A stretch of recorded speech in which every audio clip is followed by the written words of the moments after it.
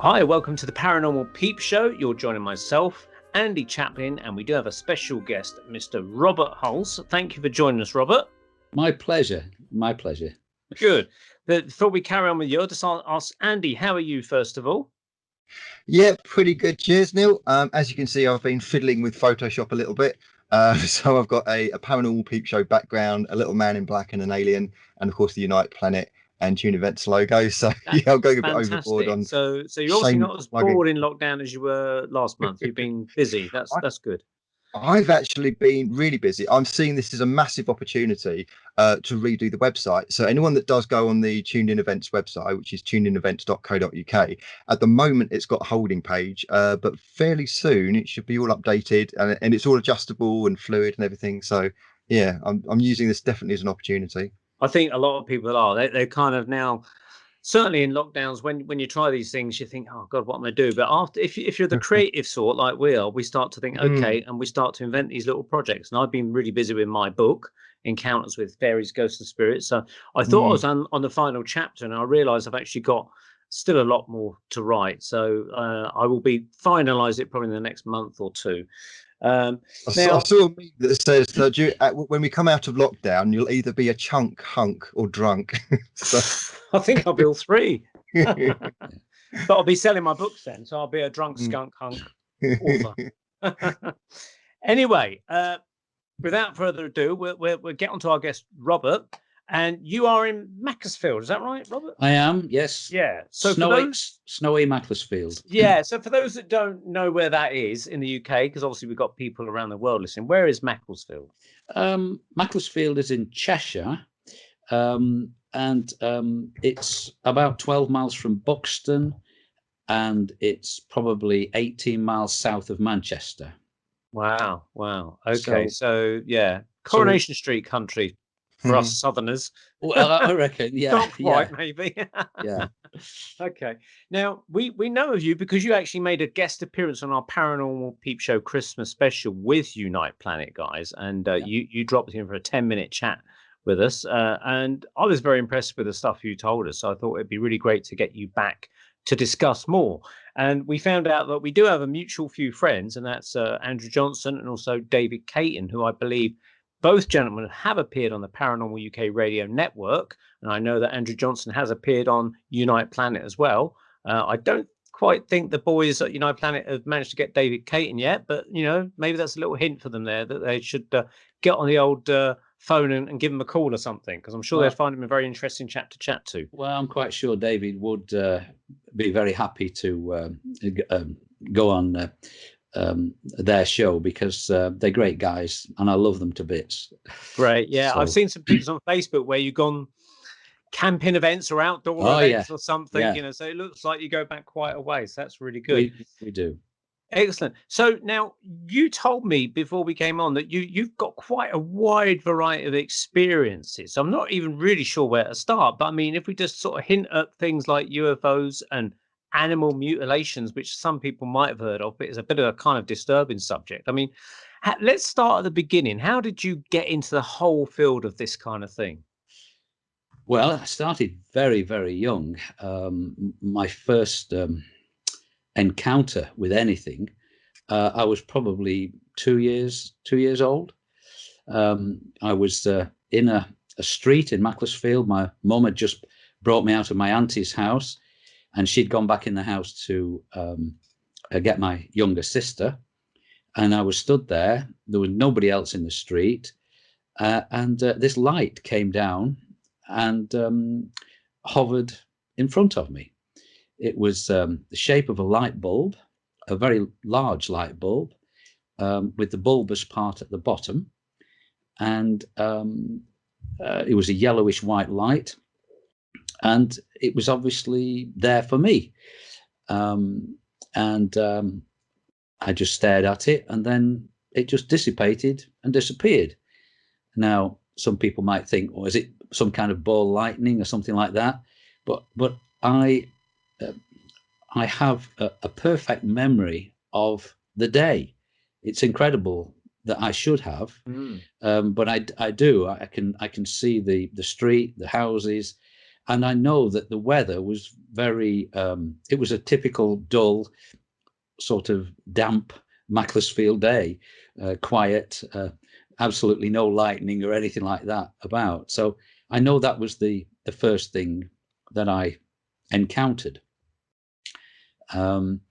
Did this thing kind of like try and communicate in any way? Did it have like a message or? Not as far as I was aware, at all. It just hovered there about, I don't know, maybe 5 feet off the ground. Certainly no more than, I don't know, 8 feet away from me, something like that, right in front of me. And how big would you say, like roughly speaking? Well, in the old days, we had like 200-watt light bulbs, and the old light bulbs were about that size. So I'm guessing it would be from top to bottom, perhaps about 6 inches, something like that. Oh, it's quite small. Well, I mean, it's quite big by modern light bulb standards. Yeah. But not as in kind of like a huge fireball. Oh, no, not at all. Interesting. It's quite interesting that at that time, in one of the main daily newspapers, there was a sighting report of a craft, huge craft, which was shaped like a light bulb. Wow. Whether there was any connection or not, I've no idea, but I do remember that. So then I guess my next encounter, I would be about 5 years of age, and we lived in a prefab, which was housing that had been put up quickly just after the war, to house people. It was luxury for us, quite frankly, because we had a proper indoor bath and an indoor toilet, which was wonderful, luxury. And this is back in the 1900s. Yeah, this was well. I was born at the beginning of 1952. I'm 69 now, so this would be 57. I'm guessing when this happened, and I'd gone into the field at the back of our house where there was an oak tree, which I loved to sit under this oak tree, just a single oak tree in the field, and I was sat there trying to make a bird's nest out of the mud and the straw that was lying about. And I was not doing very well at all. But the next thing I remembered, there were 2 people standing at the side of me, quite tall, dressed in one-piece silver outfits. And I honestly don't remember what they said to me, but I know that they did speak to me. And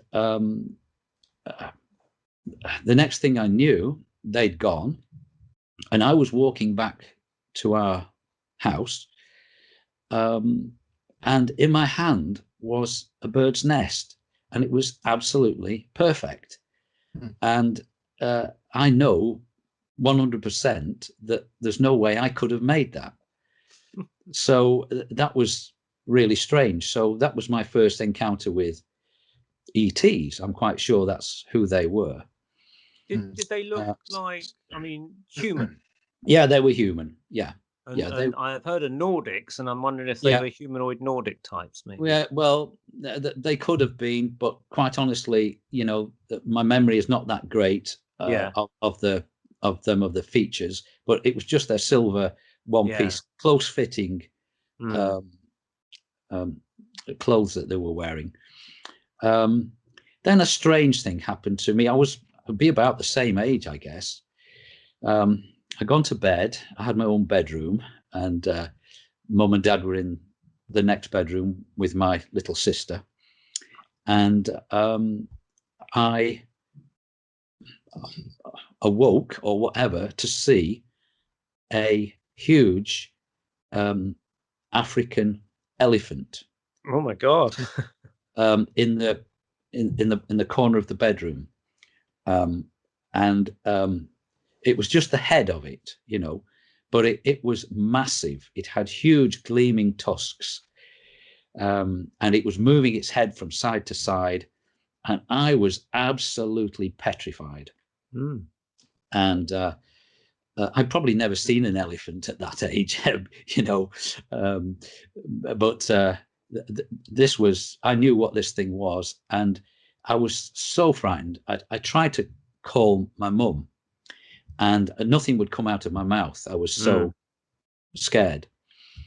And but eventually I managed to get some noise out, and she came and she stood in the doorway, and she looked in at me, and she was a bit apprehensive because she could see that I was so scared. There must, you know, I guess she felt there was something there, you know.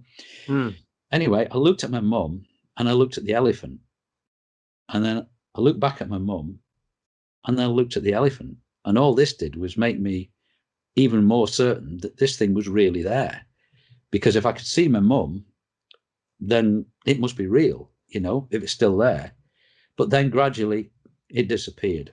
But and then my mum came into the bedroom. She got into bed with me, and you know, she said, "Well, let's go to Blackpool. Let's go on the beach at Blackpool, and we'll go and ride a donkey." You know, so I can remember it absolutely clear as crystal.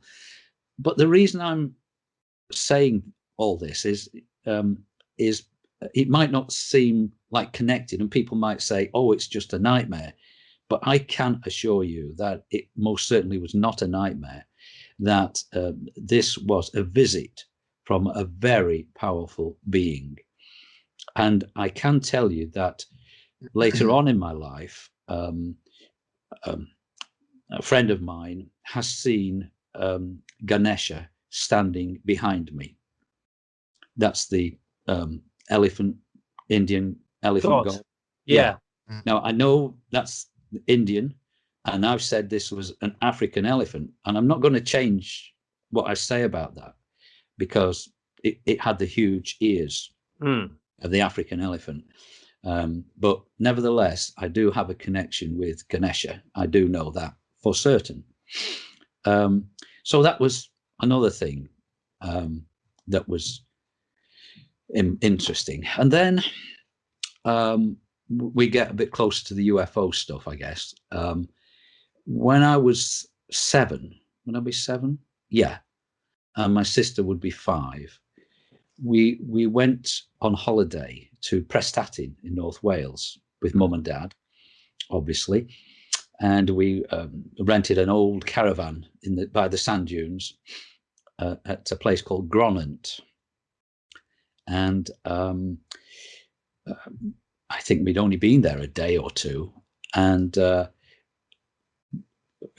late in the morning, we went just through the sandhills and just onto the beach. So we were sort of had the sandhills just behind us. And my sister and I were playing, and it was a nice day. It was lovely, sunshine, beautiful. But after a while, Mum and Dad said, "Well, we're going to go and make some sandwiches, you know, to eat."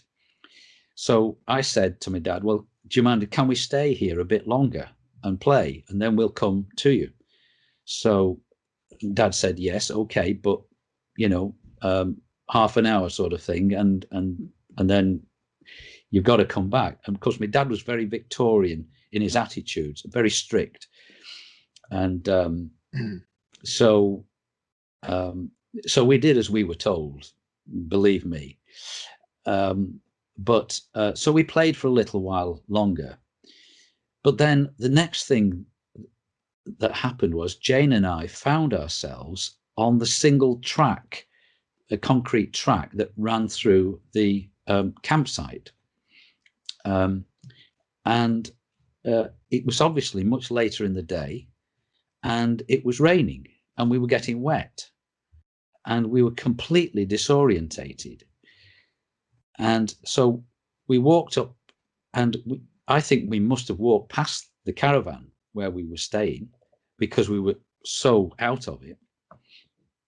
And eventually, a very kind family took us in, and they went and found our parents. And when they came, they were absolutely at the wit's end, because apparently we'd been missing for 4 hours. Crikey. Yeah, 4 hours. And of course, I suppose they thought we'd just be naughty, but we hadn't. But you know, we didn't know what had happened to us. But anyway, I do remember that when we came home from that holiday, very soon after that, within a few days, I think, I started with terrible nosebleeds, and they lasted for at least a fortnight. And you know, when I would go to wash my face in the sink in the morning, as soon as I touched my face and touched my nose, blood would just pour from it into the water, and it was quite horrible. And that, as I say, that lasted for at least 2 weeks. So I'm quite certain that they put an implant in my nose at that time. Did anything happen to your sister of a similar ilk? No, she didn't have nosebleed at all. But throughout her life since then, she's had plenty of encounters with ETs, just like me. Because as always happens, well, I say always, but almost always, it's something that runs in the family. So it's a hereditary thing, and it's to do with our DNA, I believe. You know, it's there's something different about us than normal people, shall we say. Did you also become psychic, Robert, as well? Yes, psychic ability runs in the family. My grandmother was very psychic, and I remember her telling me when I was a little boy. She said, "You're psyche, aren't you?" She said psyche. She didn't say psychic, you know. But you know, people used to go to her house to you know, have the tea leaves read and everything else. But she was. Sorry. So I was going to say, are you part of any abductee groups or contactee groups at all? And have you spoken to people in groups? Well, very loosely. You know, James Millen is. I don't know whether you've heard of James. He was the editor of the Rapport magazine years ago, which was set up by a chap called Ken Phillips for abductees. And you're going back there to probably, I don't know, 20 years ago, I would guess. And so I've had contact with some of those people. But I mean, over the years, I mean, I've been involved with this really seriously for 40 years now. So I've got friends all over the world who've had very similar experiences to me. Some of them have had incredible experiences, you know, even greater than what I've had. So so I've been fortunate that I've learned from them about their experiences. It's almost as though these people have found me. Well, I know that's what happens. That they are somehow, there are powers up there that are working to bring certain people together to educate some of us. This is it. You know, the reason I was asking that is because the nosebleed thing. I don't know if you've seen traits of people who've been abducted or have had unusual experiences, but there's like almost like a tick box. And I probably know all of them. And I used to have that myself. I used to have nosebleeds galore. Went to the doctor. The doctor just basically says, there's not a lot we can do about it. Stop picking your nose, kind of thing. Oh yeah. But it was more than that, and it was literally you saying going to the sink and it would just happen. I would just have to touch it slightly, and I would just have full gushing nosebleeds. They've stopped now, and they stopped since around about the age of 15 or 16. And I'm wondering if it stopped around about that age for you. No, in fact, mine were just for a few weeks when I was 7, And Oh, then after that, no, never had a nosebleed ever in my life again. oh. But Have you got anything weird and floaty in your eye, like a kind of like a little crystalline thing where you look? I don't believe so, but I'm quite certain that I have an implant in the back of my leg, which I've had since being very young, Mm. which is quite large and can actually feel it under the skin. Mm. That's how I found it, because it's in the in between the knee and the buttock, about halfway, but at the back. So you wouldn't see it, but I just felt it, and I can still feel it there today. I also have a couple of things down the side of my leg as well, which I believe they're implants. I've definitely got an implant in my hand here. I don't know whether you can see the lump on my hand here. I can, yeah. Yeah. Okay. Well, that's really hard. And it started, God, we're jumping about a bit here, but that's how it's going to be, I guess. In 2008, when I was on holiday in Pembrokeshire with two very dear friends who are also abductees. And my friend and myself, we went up to the Pentarifan dolmen stone, which is quite an amazing thing. If anybody's never been there, I highly recommend it. It's wonderful. It's just a bit north of Fishguard and inland. And then we went up Angel Mountain, which is quite near the Dolmen Stone. It's called Angel Mountain because it's the priest or whoever who started the church at Nevern, which is just on the coast, just below Angel Mountain. Apparently, and this is, you're going back to 500 AD, something like that. He used to go up onto Angel Mountain to commune with the angels. Well, I'm quite certain that ETs he's communing with, without a doubt. Saint Brinock, that was the guy's name. So anyway, we'd been up there on that day. He shouldn't have been able to get up the mountain, as it happens, because he got very serious heart trouble, which he wasn't aware of at the time. And he subsequently had to have a serious operation. But and the surgeon couldn't believe that he'd walked up Angel Mountain just a week or two before. But I don't want to go too deep into that. But we definitely had company the day we went up Angel Mountain.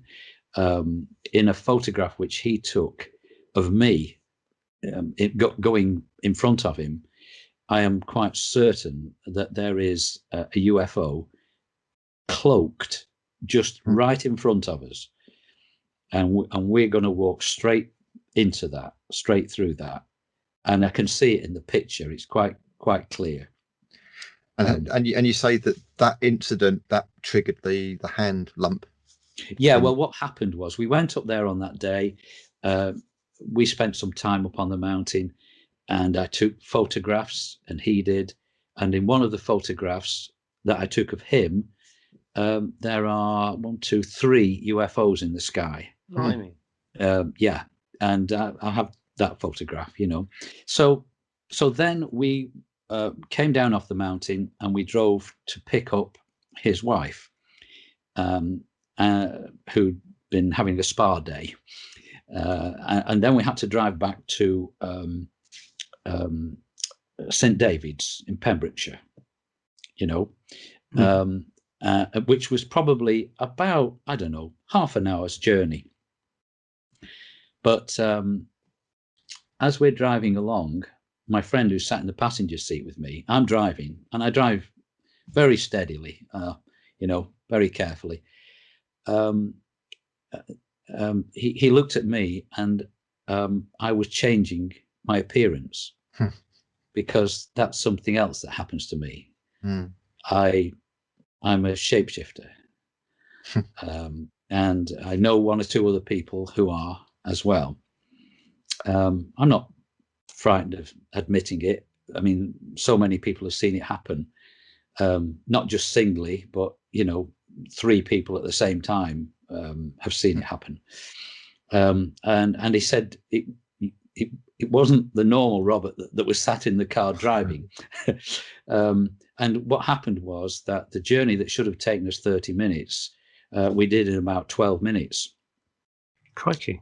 Yeah, so we gained a bit of time there. But both my friends had the feeling that this was the smoothest drive that they'd ever had. It was almost like we were floating. Probably was. Yeah, I reckon we What were. did they say you looked like when you changed? Because we've got to ask that. Well, I changed into different. I've changed into different beings. Mm. On one occasion, it was just half my face that changed. Mm. One side was my normal human face. The other side was a kind of grey. Right. Okay. Right. Was you aware that this happened at the time? No. To you just felt normal. Yeah, absolutely. Yeah. I have. On one occasion, I did feel that something was going on. Right. But on that occasion, no, I didn't. When my face changed half my face, then there were 2 ladies that I was with who saw it happen. They couldn't believe it. In fact, they didn't tell me at the time. It was only when they went out into the car park to get in their cars, and they turned to each other and said, "Did you see his face change?" And said, "Yeah," because it's so strange, isn't it? But have you been described as changing into anything else? And if yes. so, can you describe that? Oh yes. I've changed into a reptilian. Mm-hmm. I was with 2 of my friends. My friend Gary from Australia, who's had many experiences, and another friend who lived a bit further north, up near Bolton, that direction. Mm-hmm. And we'd gone visiting.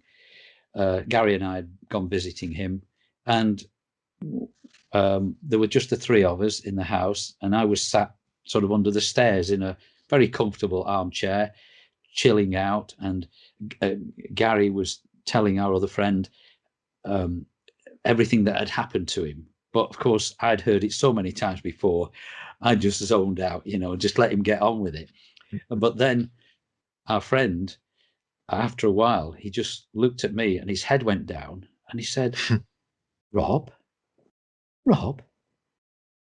you're changing into a reptilian. And it's really scared him. And it lasted probably best part of a minute at least. And they both saw it happen. And in fact, he wouldn't speak to me for 2 or 3 years after that. He changed his phone number, and it was a great shame because we were great friends. But since then, we've got back together again, and we're pals again, and so what's his view on it now? Does he try and forget it, or does he put it down to that's just something that Robert does? Well, I guess he's kind of accepted that it's a reality. I mean, it happened to me another time when I was down in Wiltshire looking at crop circles, and well, that's a big story, but basically, I had a trailer tent, which I've still got now. It's called a dandy trailer tent, and they're really nice. I love my dandy trailer tent. And Gary had come over from Australia, and we were down there together, and he stayed for about a fortnight. And so the friends that I told you about, who were with me in the car at St. David's, Mhm. They came to visit us on the day, and another 2 ladies who were both abductees came. So there were 6 abductees in the dandy, right? But just before I carry on with that, just let me say, I forgot to tell you that not only did we do the journey back to St. David's in about 12 minutes, all 3 of us had the double puncture marks on our hands when we got there. So I reckon, yeah, we were taken and stuff happened, you know. But so going back to Wiltshire, we were staying at near Carn, a place called Bremil near Carn, and so there were 6 of us together there, and I decided I'll make a cup of tea for everybody. Well, I didn't have a fridge; it's pretty basic, so I kept the milk underneath the dandy to keep it in the shade. But I didn't have a step to step out on, and I was wearing sandals, and the grass was a little bit long. And what I didn't know was that horses had been in the field during the winter, and they'd left, hoof marks imprinted in the ground beneath the grass. And I went out, and as I went out, I put my foot down, and I snapped my ankle. Ooh. There was one hell of a crack, like a gun going off. So it's amazing. It's like time stood still. And as I was falling, I was fully aware of what was happening. And it's a bit more of a story, but earlier in the day, the 6 of us had been for a walk round Avebury, which is fairly close, and one of the ladies was quite impressed, shall we say, by my experiences and my knowledge of all this kind of thing. And for a very brief moment, I allowed myself to have a bit of pride about it, sort of thing, you know. And I always try to stay humble with all of this, because as much as we know, we're only scratching the surface, I think, of our incredible reality that we're experiencing. So that was earlier in the day, but as I was falling backwards with a snapped ankle, I was saying to myself, pride goes before a fall. That was before I hit the ground. So incredible. So because I had that in my mind, and I completely accepted the situation, not as a punishment, so to speak, but as just, I don't know, a message of some kind to me. So I lay on the ground, and my friend who'd been with me on Angel Mountain, who has incredible gifts, he looked out of the door, and he saw me lying on the ground in a mess, and there were ETs standing around me and spirit people, and because he can see them, because when he's been taken, they've implanted something in his eye, in his left eye, which allows him to see spirit as clear as day, UFOs, ETs, no problem whatsoever. And he could see there was ETs standing around me. Were they greys? Did he describe them? Yes, some were greys. Yes, there were other types as well. Okay, but he couldn't come out to me immediately. It was almost as if he had to get permission from them to come out, because they were doing something, I guess. I don't know what. But then he got the nod. He came out. He checked my leg. He'd done first aid, but that really wouldn't cut the mustard with this. He was really out of his depth. But so after checking the rest of my leg and deciding that I hadn't broken the rest of my leg, what I had broken was bad enough. It was a compound fracture, and the bone was sticking through the skin, and there was blood. There was blood on the grass. We'll fast forward past that bit. So Well, We won't have photos either. No. that, please. But I do have to tell you this, because Yeah.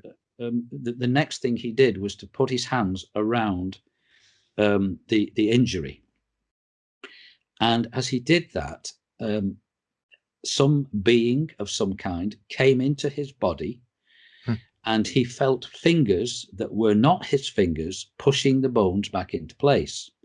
And and then his wife came out. She put her hands on top of his, and she is also an incredible person, amazing person. He could see that the blood was running back off his fingers and going back into the wound. And when he took his hands away, there was no blood and there was no compound fracture. Crikey. Yeah, but while this was taking place, I completely changed into an ET. It wasn't just my face, it was my whole body. Right. And he was saying, because there were other people around nearby, he said, "No, Rob, no, not now, not now. There are other people here, you know."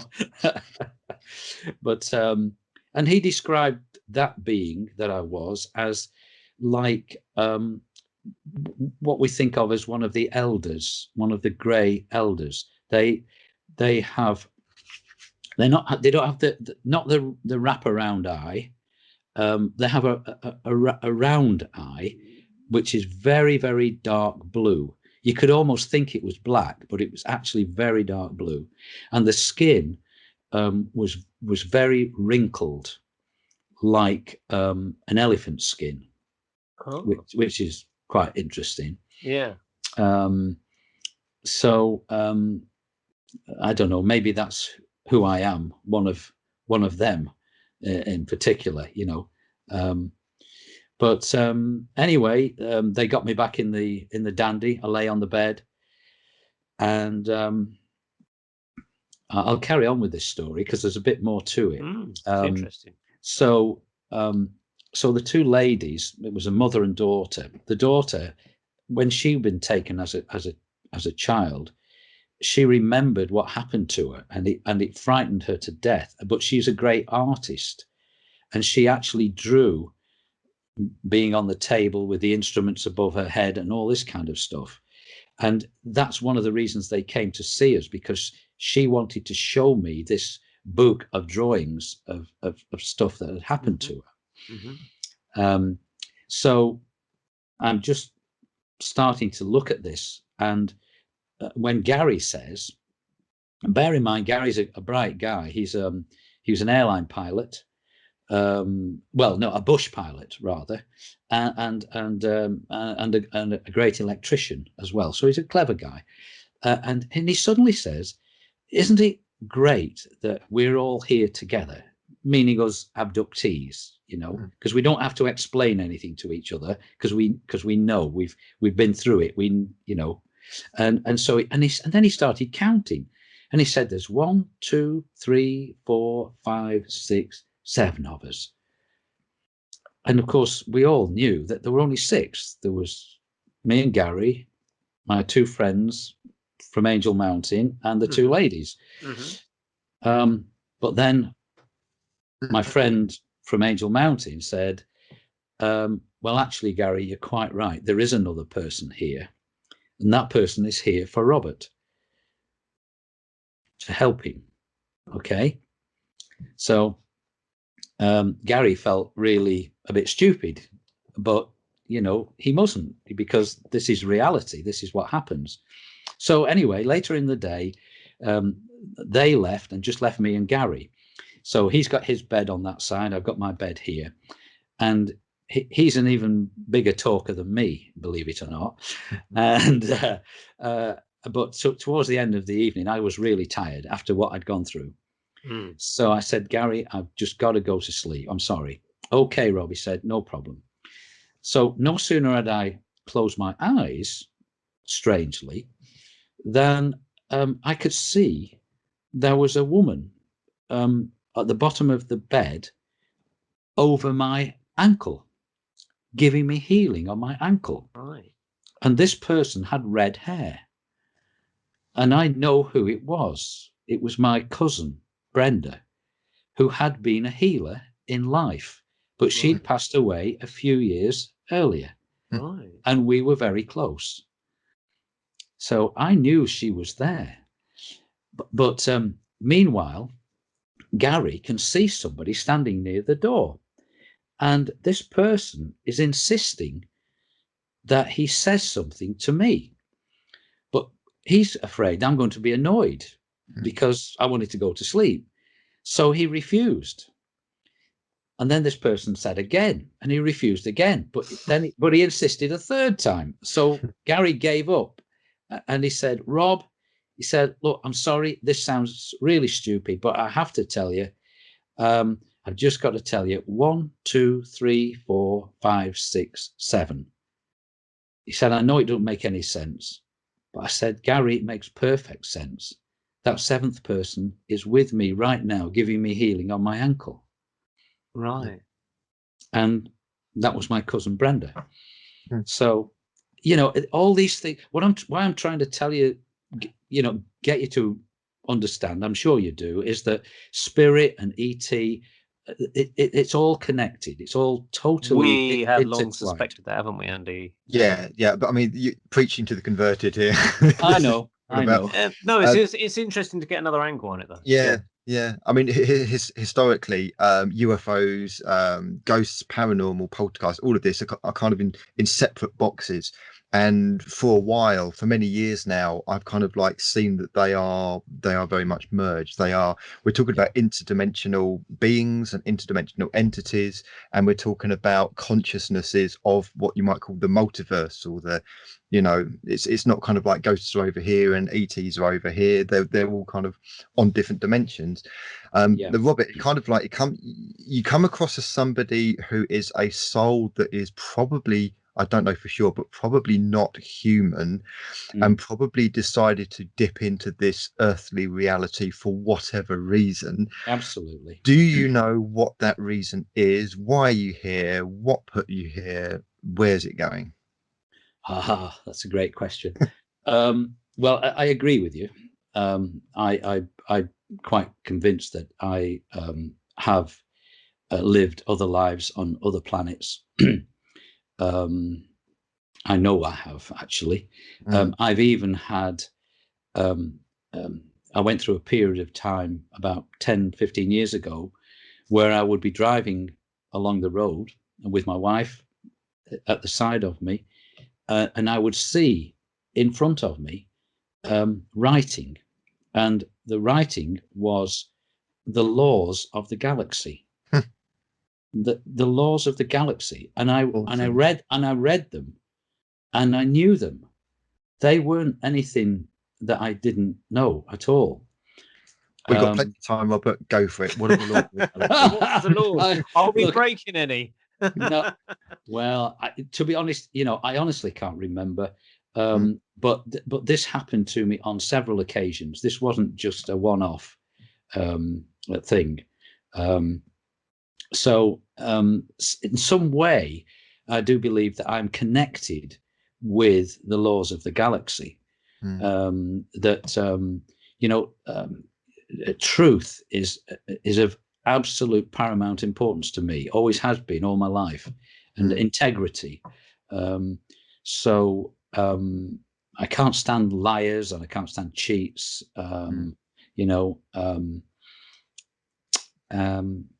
Would you say the laws of the galaxy maybe kind of reflect the 10 Commandments or something similar of a religious ilk?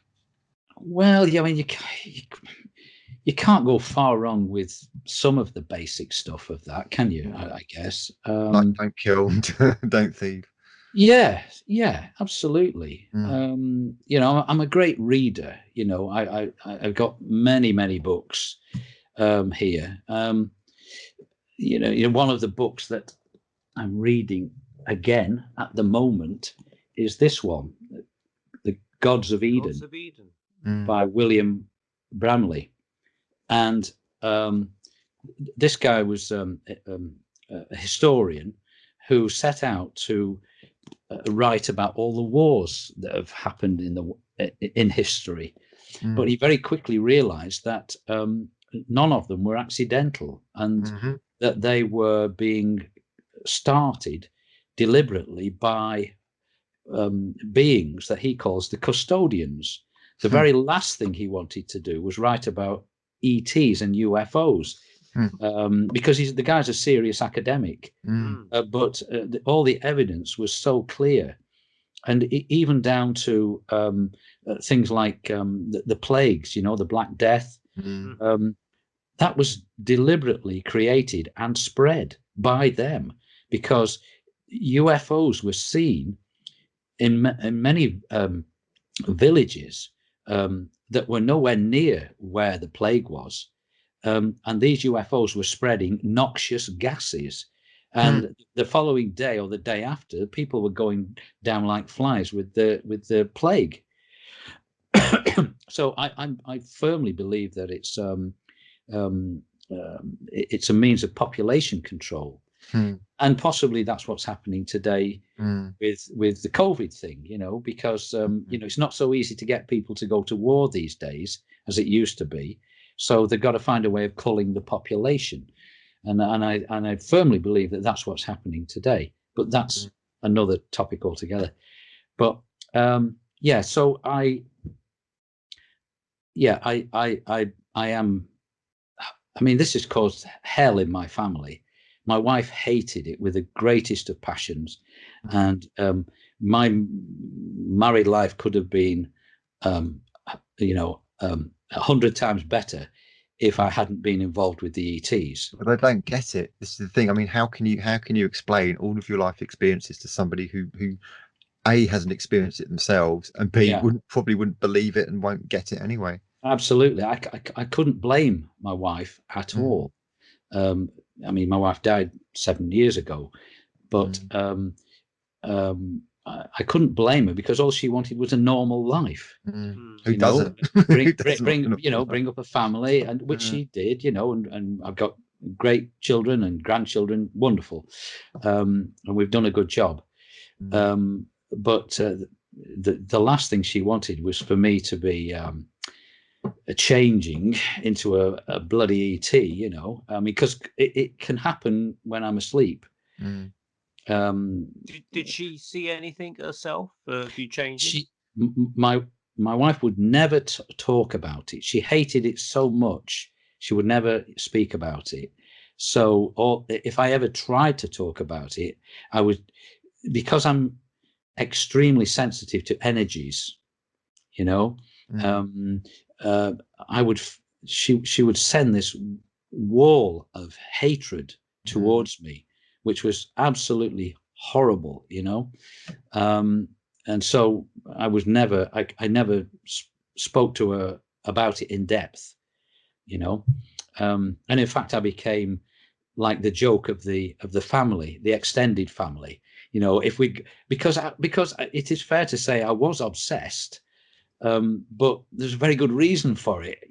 I was trying to find, the answer, what's happening to me, because there's a lot more than what I've told you so far, and of course you would turn to the person who's closest to you for support, and when she hated the thing and gave me no support whatsoever, then you become very lonely. And in fact, I ended up, we were married for practically 40 years, and I virtually lived a double life, pretending to be somebody that I wasn't, for many of those years. It reminds me of a meme I saw of somebody reading a book, and he's looking very stern, and it's 1950s style, and the book title is How to Pretend to Be Like a Normal Person. It's kind of like, that's exactly how it is in this film. Well, that's exactly what I was doing, and I was I could do it. I was good at it. I was, I had small businesses, and I was a member of the local golf club, and you know, a pillar of the society. Dare sort I of ask, thing. were you a member of a lodge?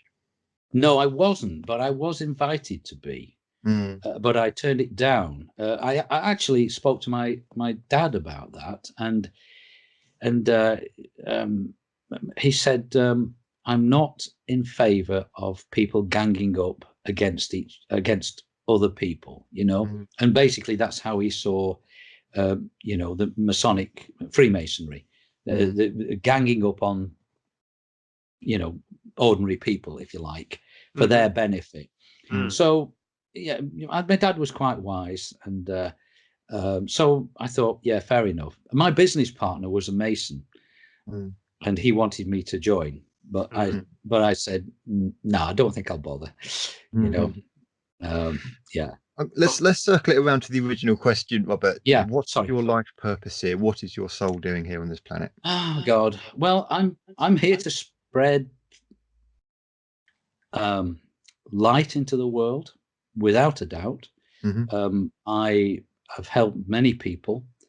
Do you do healing as well, hands-on healing or anything like that?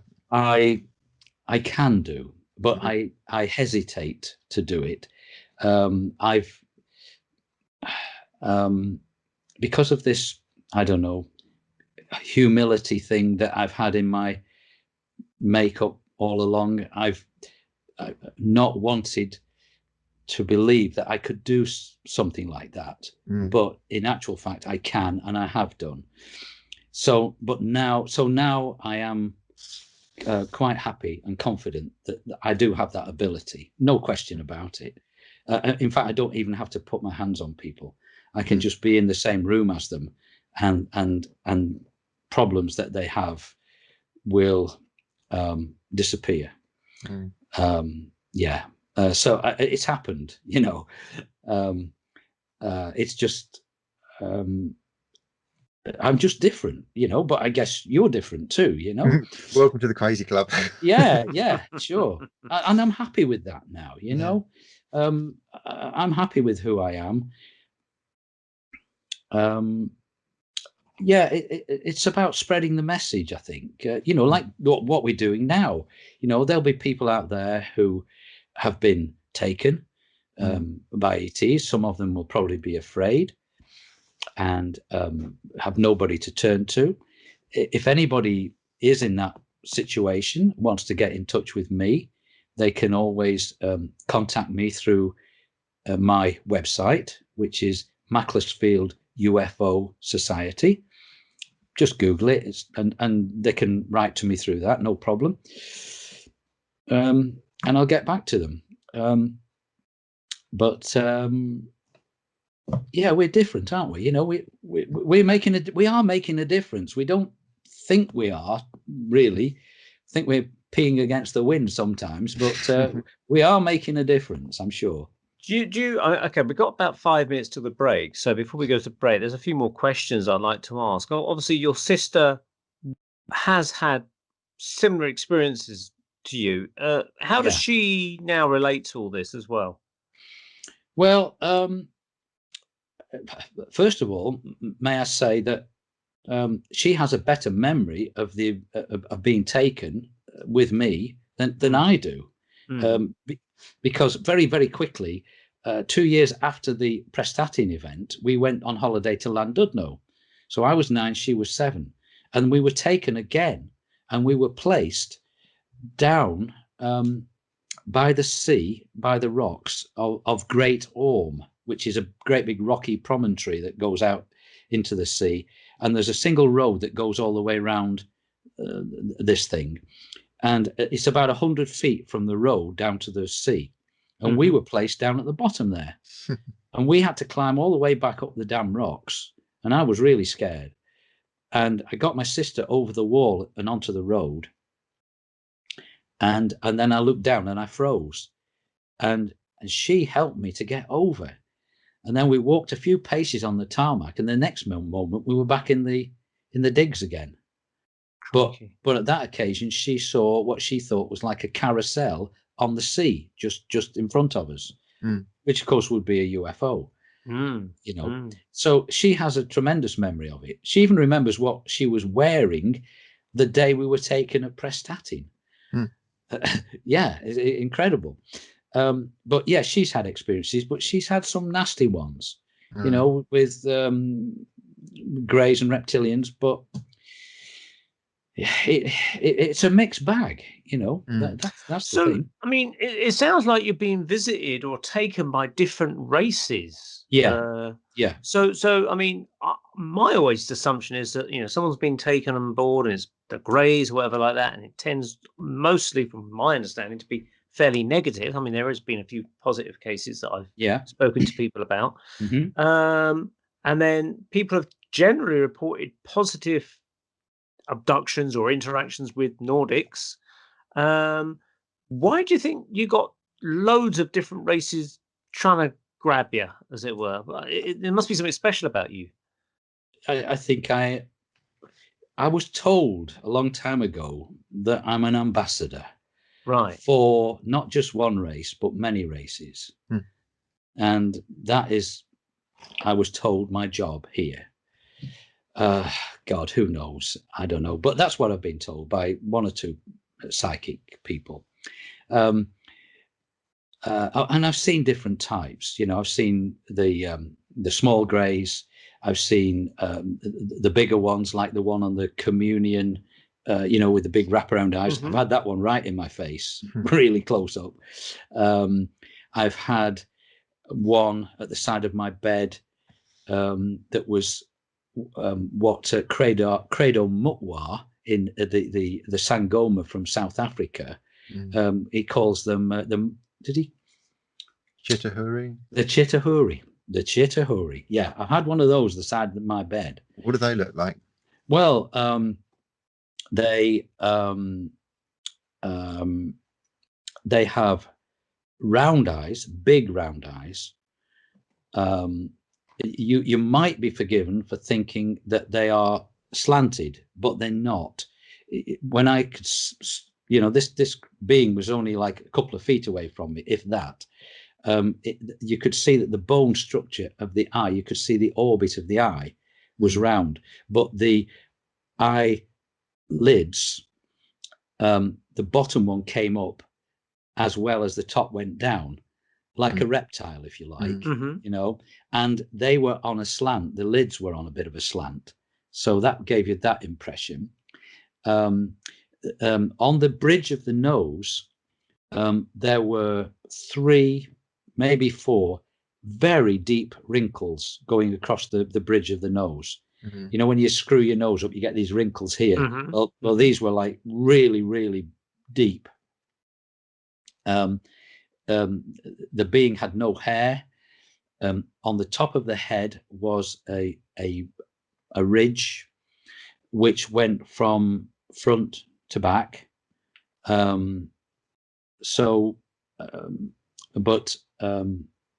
Which was very pronounced ridge front to back, above the rest of the head. And the being spoke to me. You know, inside my head, you know, telepathic, yeah. And I'll tell you what, it is so clear. It's a lot clearer than speaking. And all the being said was, the time has come for you to know more of the truth. And I thought, great, I want to know, you know. And the next thing I knew, it was morning. and I didn't remember anything. But then a few days later, I found I'd got a sore in the crown of my head here, really very sore. And then what happened was that the top of my head started to get tender, and my skull started to raise up in the middle. Oh no! So I started to develop a ridge. Oh, crikey. Yeah, I also got 3 lumps on the back of my neck, where my just in the hairline from where the spine, you know, on the spine, and I've still got them today. And all these things were connected with that being. So I don't know, am I connected with the Chitahuri? I must be, is all I can say. And interestingly, my friend from Angel Mountain, shall we say, I said to him, I said, you're not got your head's not tender, is it? When I rang him up on the phone, he said, I don't know.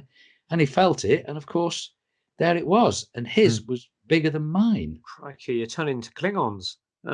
Yeah. Well, thank God it stopped. I mean, this is like a couple of years ago or so now. A couple of years ago. It was March time, I think, when it happened. Yeah. I think, Neil, what might be going on is there's different factions with different agendas. So, I mean, going back to things like the plagues and the wars, that is an extremely negative agenda. But I'm pretty sure that there's ones with positive agendas that actually want to help mankind and ascend mankind. But it's, I think, I don't know how you feel, Rob, but I think we're slap bang in the middle of a very old spiritual war between light and dark. Totally agree with you. We're really at the watershed now. This is the point whether we either go down or go up, I think. Yeah, I think so.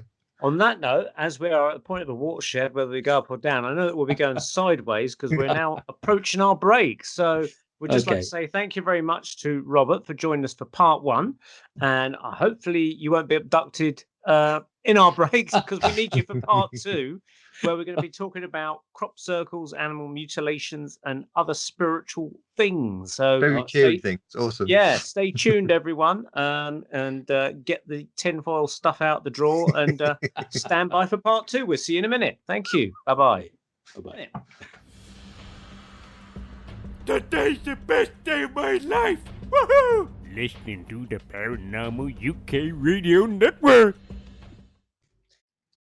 Hi folks, this is the Paranormal Peep Show with myself, Andy Chaplin, Neil Geddes-Ward and Robert. We're going to change track slightly, aren't we, Neil? We're going in a slightly different direction.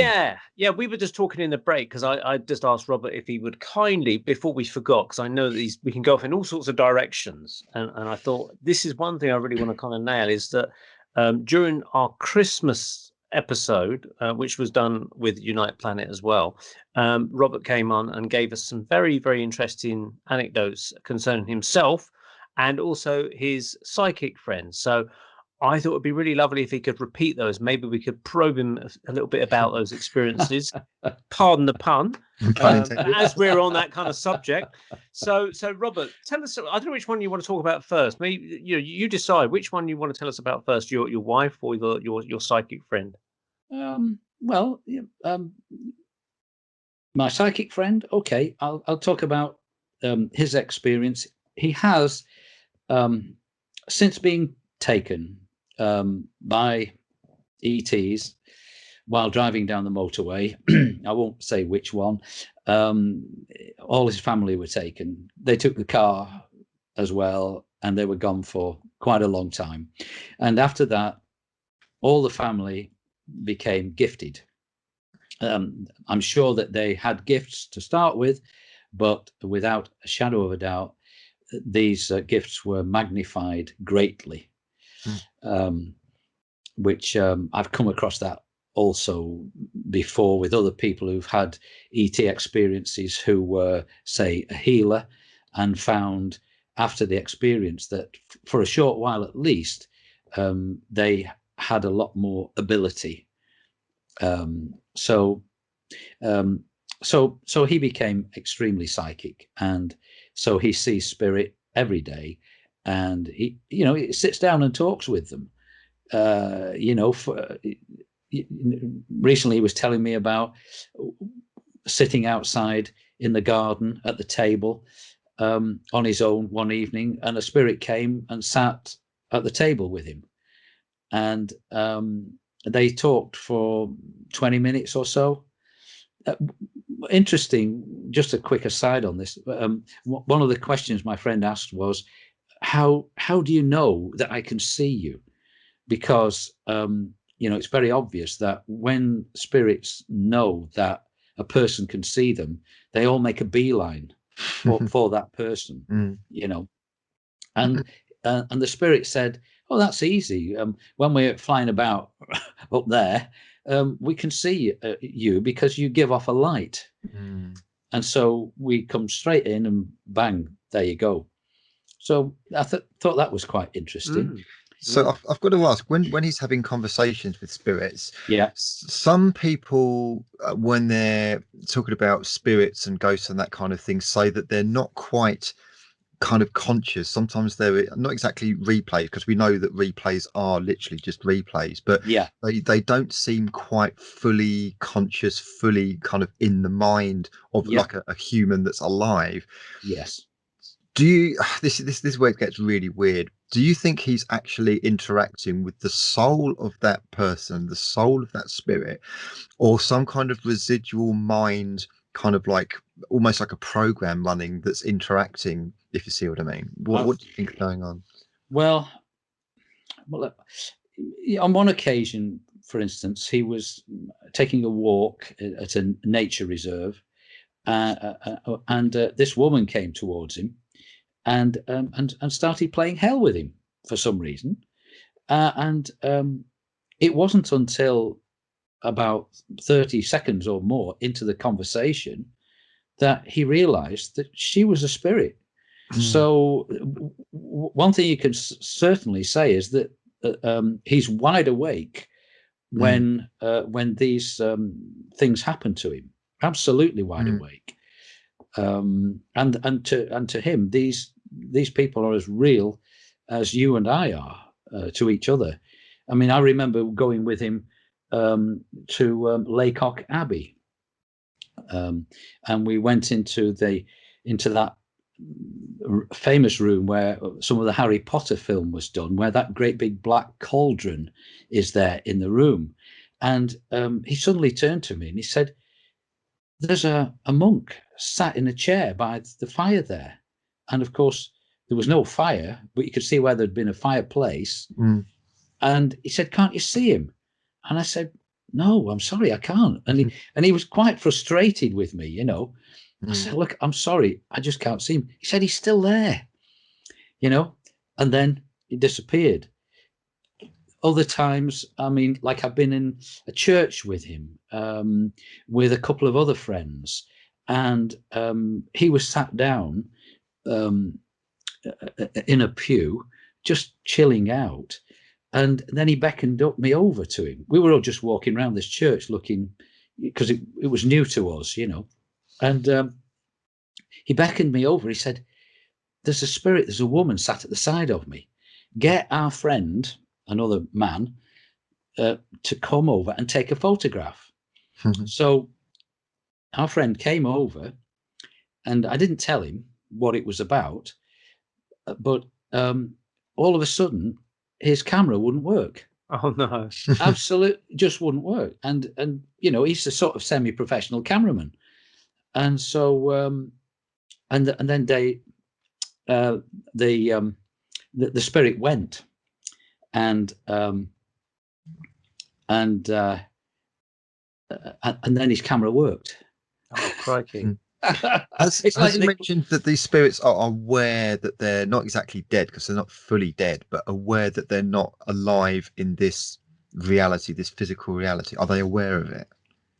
Some of them play jokes on him, so that's an awareness, isn't it? I mean, he went into a supermarket somewhere, I think, might have been Marks and Spencer's or something like that, and there was an old chap sat down by the escalator with his cap on the floor, sort of begging for money.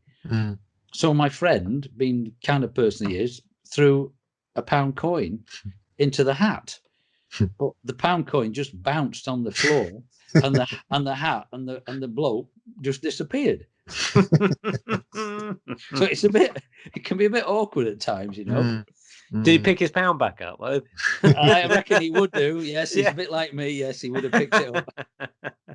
So when his spirit materialized when he was having breakfast the other day, and he spent 20 minutes chatting to him. Okay, let's go back to that. Let's go back to that one. That's interesting. All right. So what happened was he was in bed.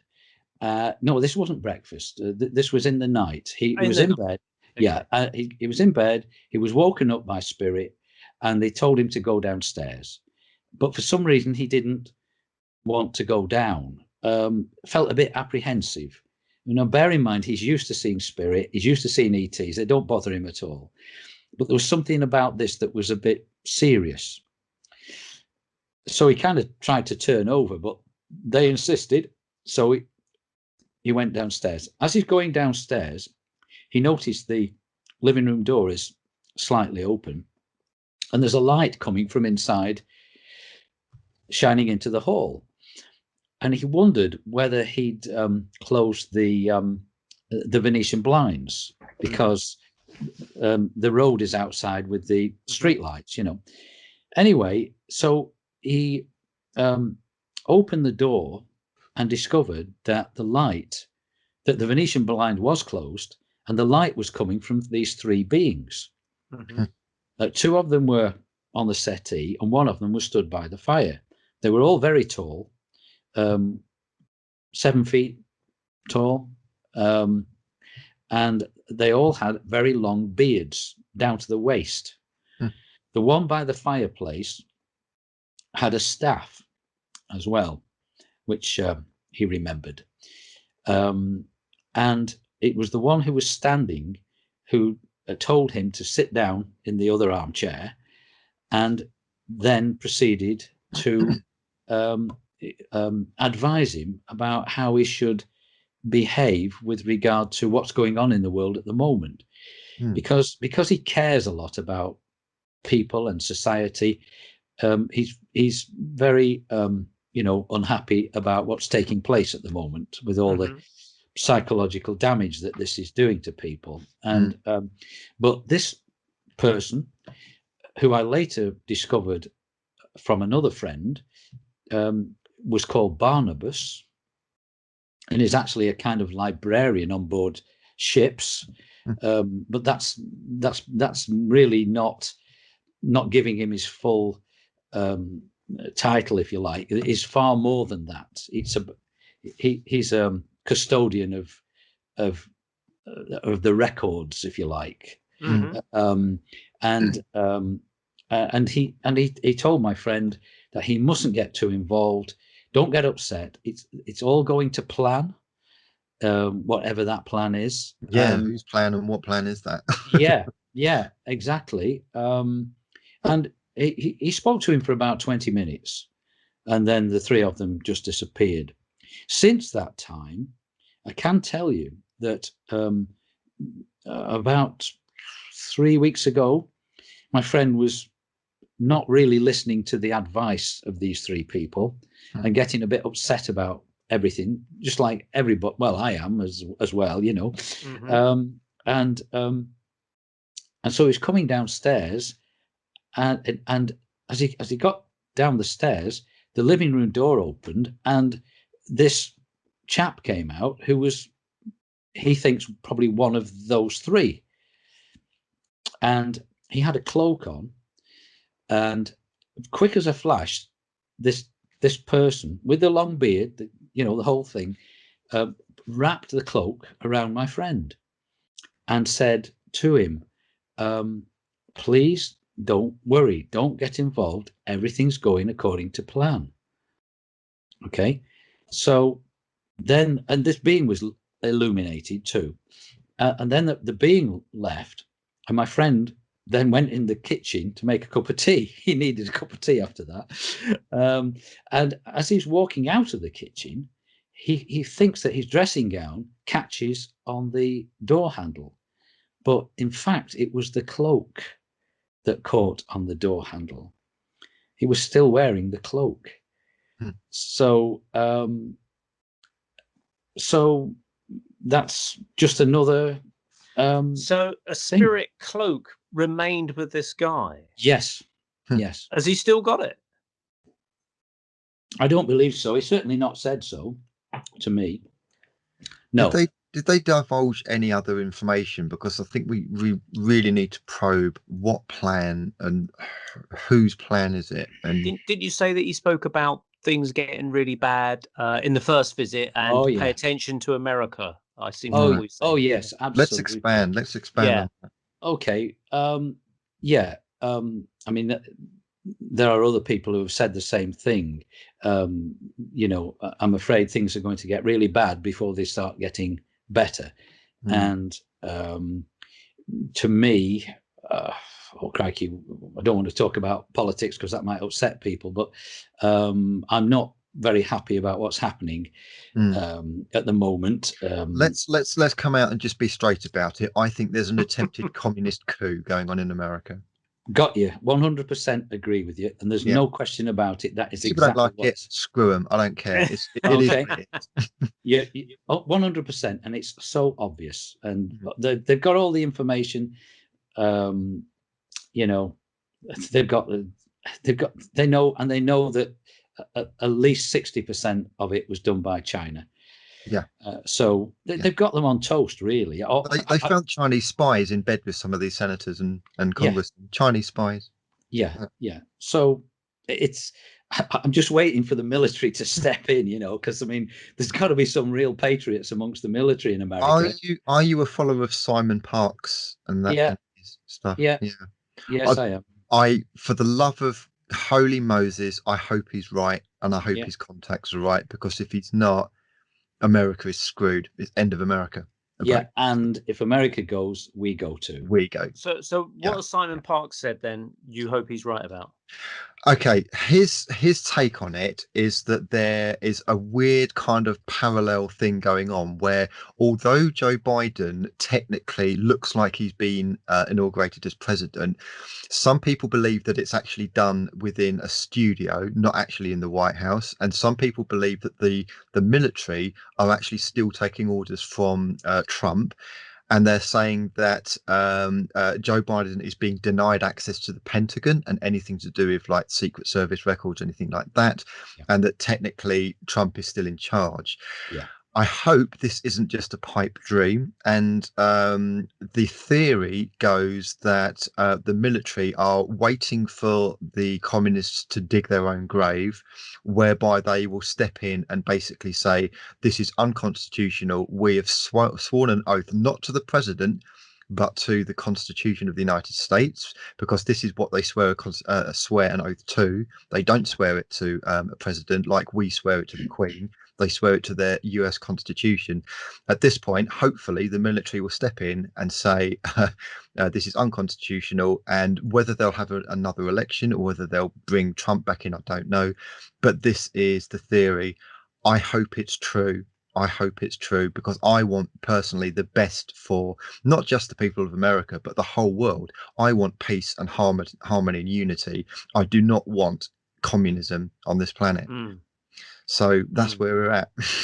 Couldn't agree more. So this Barnabas character, yes, seemed to be pointing around that kind of idea. Oh yes, he was quite straightforward and said that things are going to look really bad before they get better, but they will get better. So I don't know. Was he talking maybe about the COVID thing as well, or well, the COVID is part of it. I mean,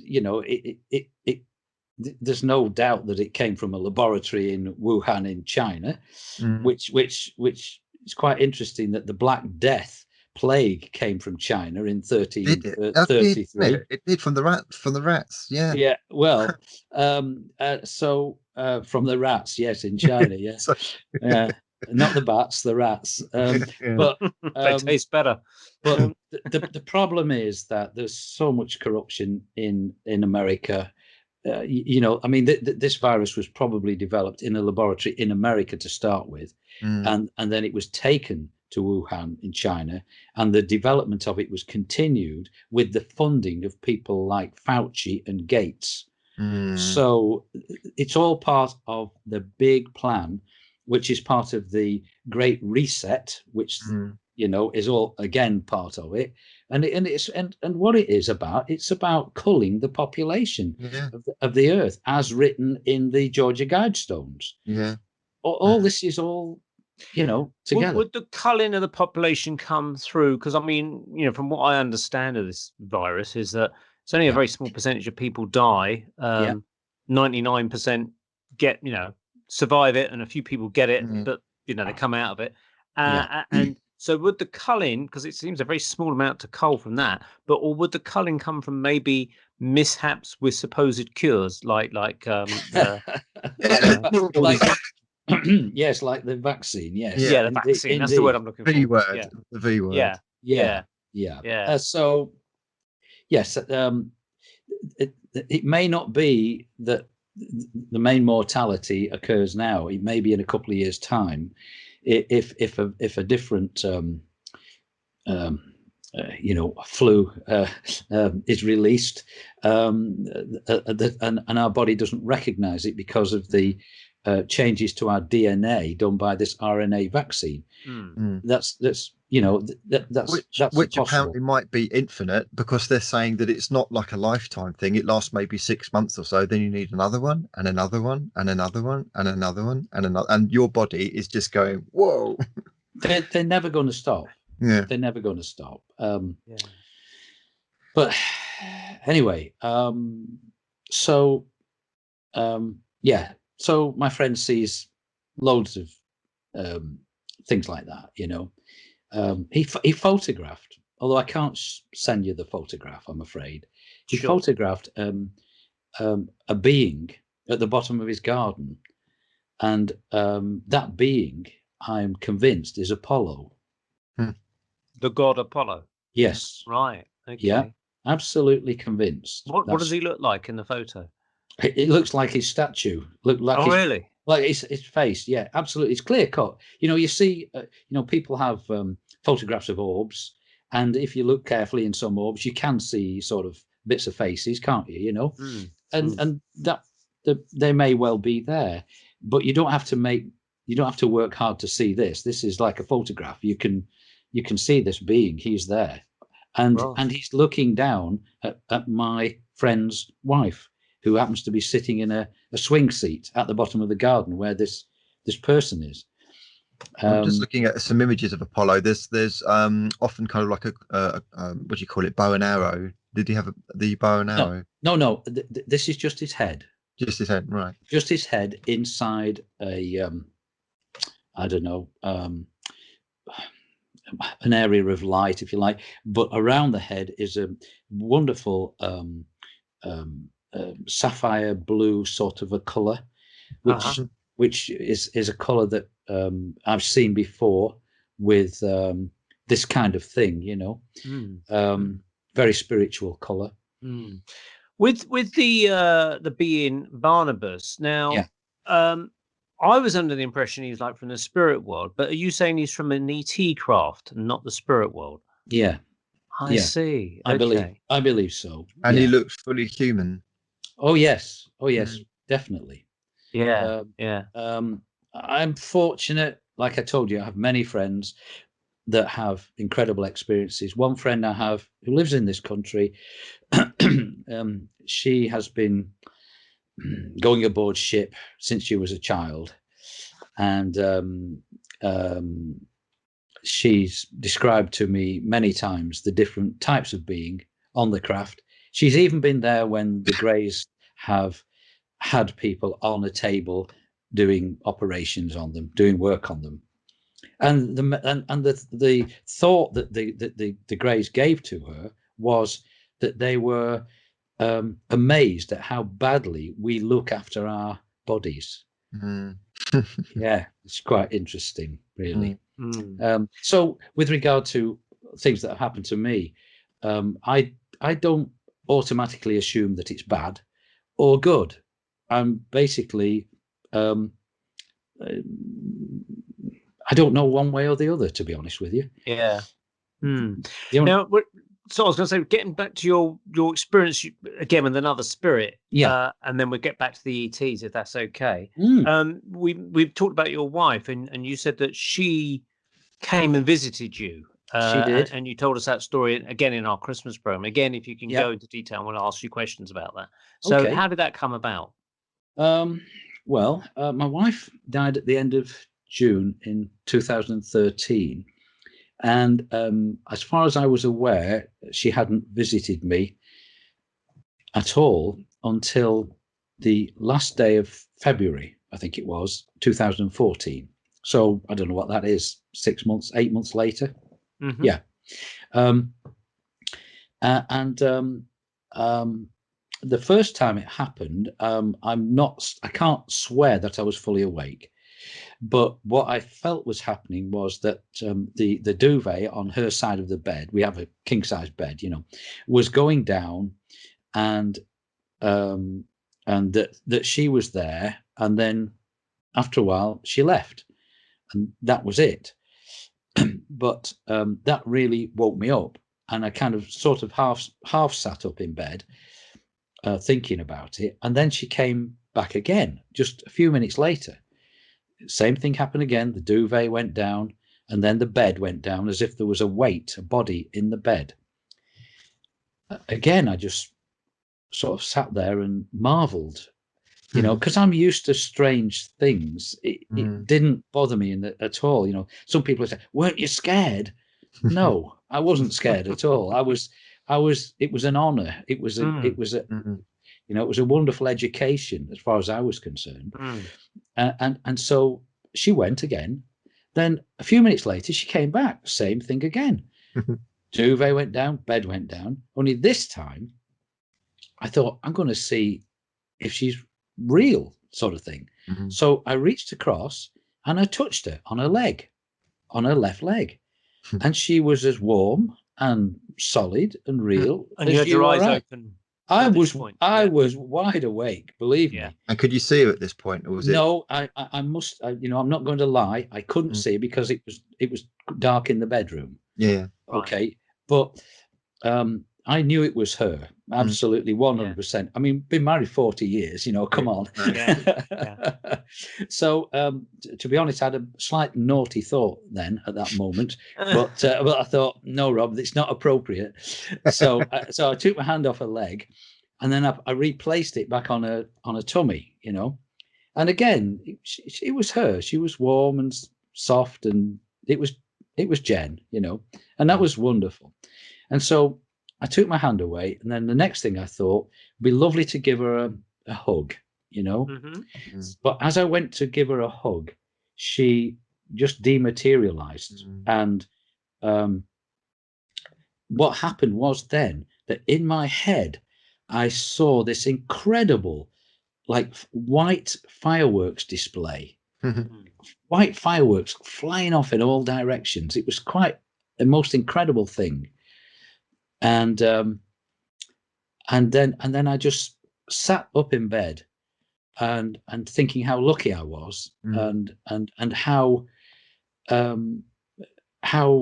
special she must be to be able to manifest so physically, after being in spirit for 8 months. It's not that long, really.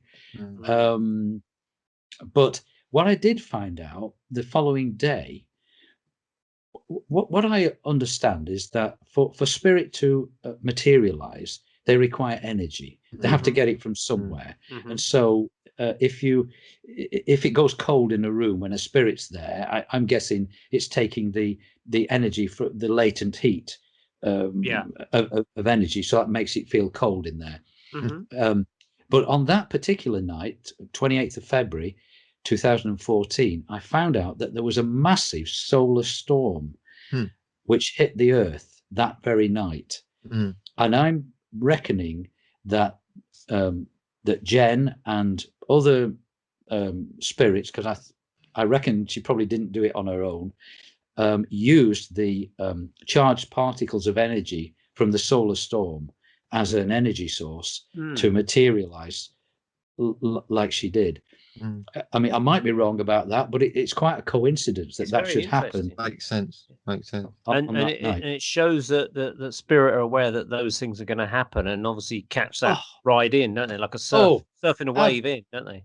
Absolutely. I'm quite certain that many spirits are completely aware of everything and everything we do, and there's no such thing as death. We continue on and we reincarnate. I have no doubt about that at all. In fact, on that subject,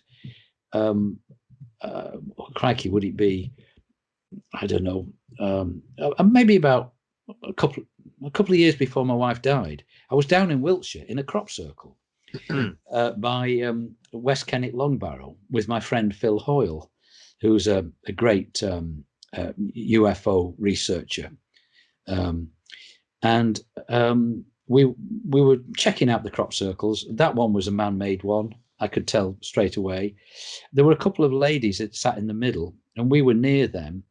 And one of them asked me what I was looking at, and I said, well, look, if you come over to the edge of the crop circle, I'll show you, because people won't have trodden there, and I'll be able to show you the board marks, the creases in the stems, which the boards put in the crop. So the pair of us went over and we sat down. Turned out this lady was a Sufi. Okay, and a damn good one too, but from what point I could tell. And so I explained this to her. Then all of a sudden she started channeling ETs. And in actual fact, they gave me a bit of a bollocking. You know, she didn't mince her words. They want me to write a book, and I've not done it, you know, and so I guess that was part of it. But she then went on to talk about my wife, but the interesting thing she said was, be more respectful to your wife, because she was your mother. Interesting. And I thoroughly believe that is the case. I mean, this lady gave me a lot of information which was spot on. I mean, things that you would never dream of thinking up at all. And of course it makes a bit of sense, because my mum's birthday was the 19th of January. My birthday's the 20th of January. And my wife's birthday was the 21st of January. Oh my God. So I was sandwiched between my two mothers. Must have been an expensive week.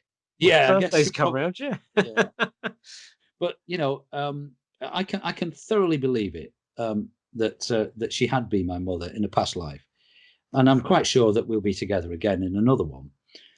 Have you had independent verification through mediums, with your wife coming through, maybe? Yes, indeed, I have. Yes, yeah, because you accepted those. You thought they were truthful, and oh, absolutely, yeah, without a doubt. I'm very happy and comfortable with the situation now.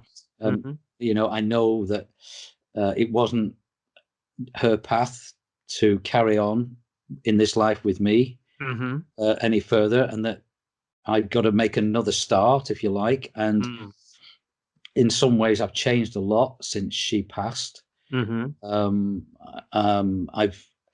become a lot more confident in many ways. Yeah. Because I don't have to pretend to be somebody that I'm not anymore. Right. You know, I mean, I have tried to be careful with my children, because I know they're not keen on this, and if they watch this, they won't be very happy. But it's just too bad, you know. Well, they can always just not watch it. Is the thing. Well, exactly, but it's who I am, and it's the truth, you know. So, and presumably, from your wife's greater perspective on things now, yes, she would presumably have wider eyes and understand you a lot more. You are so right, and you're absolutely bang on there. I don't know, 2 or 3 years after Jenny died, I was in the Red Lion pub in Avebury. That's right in the middle of the Stones there. And I was sat there with my Angel Mountain friends and some other friends, and we were having a meal. And all of a sudden, my Angel Mountain friend said, Jenny was just here. And she was sat in between us. And I said, that's very nice. And he said, she wanted to say that she understands now. Wow. She understands. She understands now, Chuck, actually. Yeah, because that's another interesting thing. After Jenny passed, a few days after she passed, I was in the garden. It was summertime, and I was I was talking to her, and I was looking at the plants that we'd planted in the garden, and I suddenly said, "Well, no, I'm skipping ahead. I'm sorry." The day after Jenny passed, my friend, I rang him, and he said, "I can't say that it was Jenny, but I had somebody speaking into my ear last night, and all they would say was Chuck, Chuck, Chuck." Right? Well, my friend being from South Wales, Chuck is a northern term. It's a term of endearment up here. So he said, "I can't honestly say. I wish I could say it was her, but I can't." And I said, "Well, I can't remember her saying Chuck, but I'm a bit slow sometimes, So anyway, a few days later, I'm out in the garden talking to her, looking at the plants, and I speak out loud and I say, "Well, these begonias weren't much cop when we planted them, but they're doing really well now, Chuck." And it suddenly dawned on me that it was me. I called her Chuck, all the time, but I did it so naturally that I could have kicked myself, but so it was a very simple message, but it meant a lot to me, but it wouldn't have meant anything to anybody else. And then a couple of years later, a lady came to see me here through my website, actually. And she sat in the conservatory and we were talking, and she was a very psychic lady. And all of a sudden she stopped in her tracks and she looked down at my knee area and she said, "Oh, have you had any trouble with a drill lately?" And I said, "No, but I think I might know where you're going with this." She said, "Well, I've just seen a drill by your knee, and whatever it was that was inserted in the drill flew out across the room." Okay. And I said, "Yes, I understand exactly what that is." And of course, it's the chuck of the drill. Oh, yes. Okay. Yeah. And the drill is one part. That's maybe me. I don't know. And the other part is Jen. It's a parting, if you like. It's symbolic. But this lady didn't know anything about Jen, and she certainly didn't know anything about Chuck. Wow, that's interesting. Fantastic. Yeah, and my friend has even seen her when I've been on Skype in the kitchen with the laptop on the breakfast bar. My friend stopped in his tracks one day, and I said, "What's the matter?" He said, "Jen's standing behind you by the sink." So he could even see her through Skype, which is interesting, isn't it? That's amazing, isn't it? Wow. Yeah. Is there any? I don't know why, but I'm picking up something to do with Derby that's connected, but I don't know why. Well, not with Jenny and myself, but I mean, obviously, Paul, Unite Planet come from Derby, and of course Andrew Johnson comes from Derby. So I don't think that's it. I don't know what it is. Sometimes I get stuff, but I don't think that's it. I don't think that's it. Right. Who knows? Hold on to it, as they say. Yeah. Well, yeah.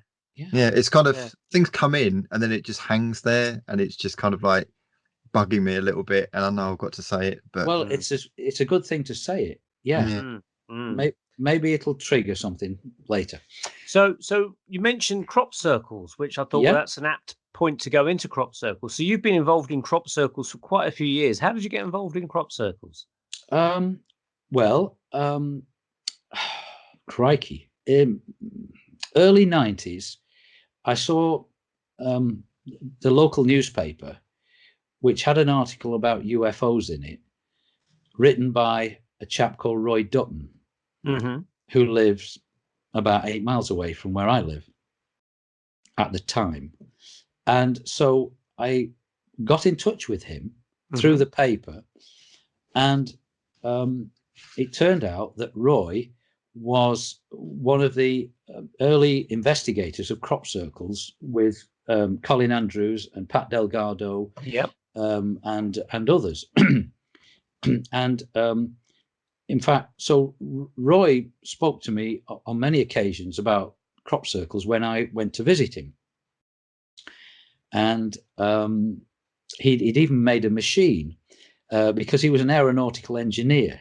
And he made this machine, this contraption, which he wound manually, and it involved like a brush moving across a table with through gears, and the brush, and on the table he put like flour on the table, or sugar, I can't remember what it was. And then as he wound this thing, this brush flicked out from the center of this circle out to the edge in an arc, and then it flicked back to the middle, and then it flicked out again, and it kept on building the pattern in a series of arcs. I have a feeling I've seen a video of this somewhere. You probably will, yeah, because that maybe Richard Hall. Perhaps it's on that. Crop circles, the hidden truth. Yeah, well, maybe I saw it in there. Yeah. Yeah, well, Roy was in that with me and Dave Caton, but because Roy was an aeronautical engineer, he worked at British Aerospace at Woodford near here. And his great pal was David Caton. And so Roy knew of Dave's interest in the UFO stuff and suggested I go and see him. So in about 1994, I think, I went to see Dave, and we've been the dearest of friends ever since. And then Dave was interested in the crop circles because he thought that although he'd been investigating UFOs for Tony Dodd. Oh yes, the policeman. Yeah. He was a bit frustrated by it because it was all about sightings of craft that are up there and then they fly away. But with a crop circle, you've got evidence on the ground that you can take into a laboratory and examine. You've got tangible proof, evidence, which is what people have done over the years, like my good friend Nancy Talbot in America, and with the BLT group. So Dave convinced me. Took a while to go down and go to Wiltshire and start investigating crop circles. So I went down in 2000 for the first time. Took my wife. She wasn't terribly keen, but I got hooked then, and then I went down every year after that. Spent at least 2 weeks down there, maybe a month sometimes, but just me and Dave, and we made some real good friends. What we discovered was that the vast majority of crop circles were man-made. Without any doubt. We could see. Did you bump into Doug and Dave with their plank and string? No, Doug, I didn't meet Doug and Dave, but I met all the other people, that were involved with the investigations. Colin Andrews, Busty Taylor, all these people, I know them well. Mary Bennett, she was very much involved with it too. Have any of them seen a formation actually appear in front of them? Not to my knowledge, although that has happened. Though there is a video, isn't there? Yeah, but that one's probably a bit iffy. Oh, really? Yeah. Made in about 1990, though, before CGI and stuff. It looked quite convincing to me, I think, if it's the one I'm thinking of.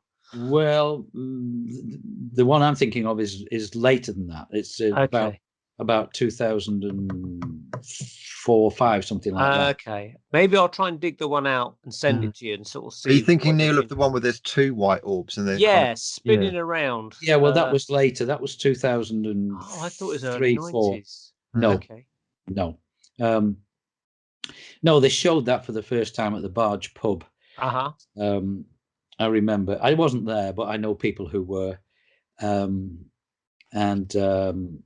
yeah, I think there was a studio in Swindon that may well have been involved with doctoring all that up. But be that as it may, there are genuine crop circles. There's no question about that, and they are made by ETs. No doubt about that either. I was very fortunate to go in one in 2002 with David. I was the first person to set foot in that crop circle, and it's a great honor because it was perfection, absolute perfection. And so yeah, I've been in a few genuine ones, but there are not many. Do you get like a different vibe or different feeling in the genuine one? You it's a bit complicated because even man-made ones can look pretty good at certain times of the year. If it's early on in the year when the crop is green, the moisture in the stems makes it flexible, and so when you stomp it down with a board, it kind of bounces back into a nice even lay. Whereas later on in the year, when the stems are dry and golden, when you stomp them down, it just creases them and breaks them, and so they look a lot scruffier. You know, so you do have to be careful. But the thing about the crops that are laid early season that are green, they're quite easy to tell. If it's been done with a stomping board, you will get a board mark on the stem where the board is impacted on the stem. It doesn't show immediately. It's about 12 hours after the board has hit it. It's a chemical reaction in the plant, and it goes white. So you get a white. I remember seeing the images that David showed us at our presentation, and it's like scars on the grass, if you like, isn't it? Well, you'll get a line where the board hit the line of stems. So presumably for the man-made ones, you'd also see some kind of track or pathway where people have walked into it as well, would you? Sometimes you do, but people will walk down tractor lines, and they'll do their best to, they make a damn good job, some of them, and sometimes it's not easy, but I've never failed to be able to tell. And usually I can tell within a minute, I remember David talking about metallic spheres or something found in presumably the genuine crop circles. Well, that came about when Busty Taylor and Reg Presley went on a breakfast TV show, and they took some samples of stems and some soil and from a crop circle, which they believed to be genuine, which may have been, I don't know. And a Busty got a magnet and put it over the soil, and even the stem stuck to the magnet. Wow. So it suggested that it had been magnetized. And apparently what I think Leavengood maybe in America discovered was that there were tiny spheres of meteoric iron. It spread throughout the crop circle, and with a greater concentration, I think, towards the center. And this was like, I mean, meteoric iron falls from the sky all the time, but there was like 100 times more concentration in the crop circle than anywhere else, Which kind of suggests that maybe if these are particles, they were maybe used in almost kind of like spraying the crops into their formations, maybe like a sand gun.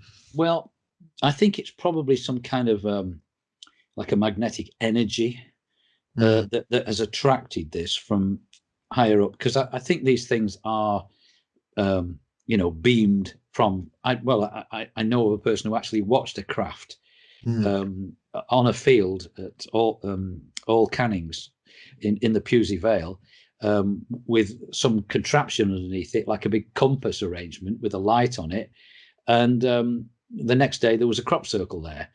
So she didn't actually see the crop circle being made, but she saw the craft that was making it, prepping it. yeah. So there's a hell of a lot of ET activity down there in the Pewsey Vale. And why are they making them then? If there's genuine things, why are they making? I suppose I've got two questions. Yeah. Why are the ET making them? Yeah. And why are people faking them? Is there a covert sort of operation trying to bad name the ETs? Not bad name, but to give the impression that humans are just behind the whole thing, like the Doug and Dave snark. So totally, absolutely, that is the case, without a shadow of a doubt.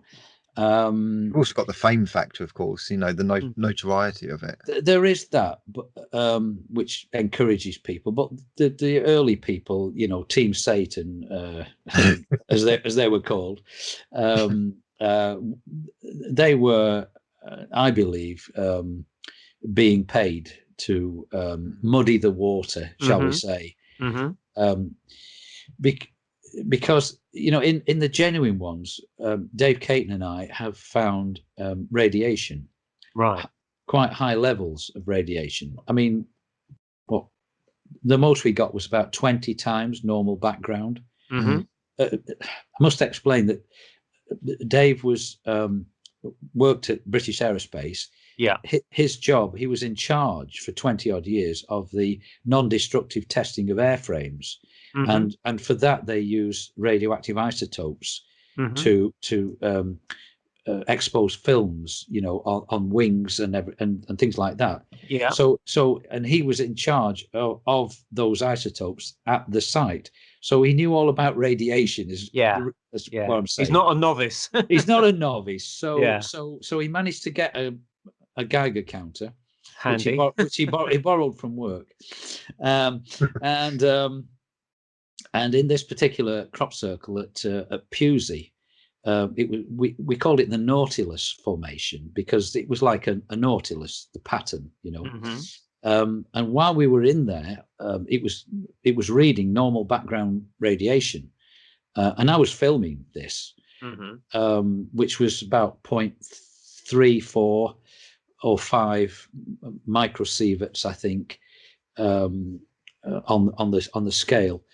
But as I was filming Dave, he suddenly was surprised to see the meter start to move upwards, and it went off that scale, and he had to change scales, and in the end, it was about 20 times normal background radiation. And I've filmed him, and you could hear the Geiger counter clicking away, and he didn't think it was ionizing radiation, because what he did was he lowered the Geiger Muller tube to the ground, and then he lifted it off the ground and raised it up into the air. Now there's something called the inverse square law when it comes to radiation, and it drops off the further you get away from the radiation source. Yeah. So if it had been in the ground, the meter would have dropped, but it didn't. It stayed the same, which suggested to Dave that this radiation energy was all around us. Right. And in fact, without my permission, that Thrive, I think it's the Thrive video, used my footage. Oh, crafty. In there. I'm not bothered about it, but it is there if you happen to look at that. So Dave said, well, I tell you what, let's walk outside the crop circle and see if it goes. So that's what we did, and we got about 15 paces outside the crop circle, and the meter dropped right back to normal background radiation. So he marked it where in the tractor line where that was, and so he said, right, now let's go back in. And so I was filming him, and we went back in, and it stayed at normal background radiation all the way. That's odd. After that, so that makes sense. So what we're saying is it's a transient energy. It's not there all the time, which Oh God, jumping about. That's exactly what was discovered on the shores of Lake Ontario many years ago by a scientist called Wilbert Smith. Oh yeah. Yeah, and what he discovered, what was happening was aeroplanes were suddenly disintegrating in the sky above the shores, and they didn't know what it was. So he was tasked with the job of finding out what was causing it. It was a joint American-Canadian government thing, this, very high-powered. And what he found was that there were columns of energy going up from the ground up into the sky. And this energy disintegrated, basically, the aircraft. It affected the molecular cohesion of the metal.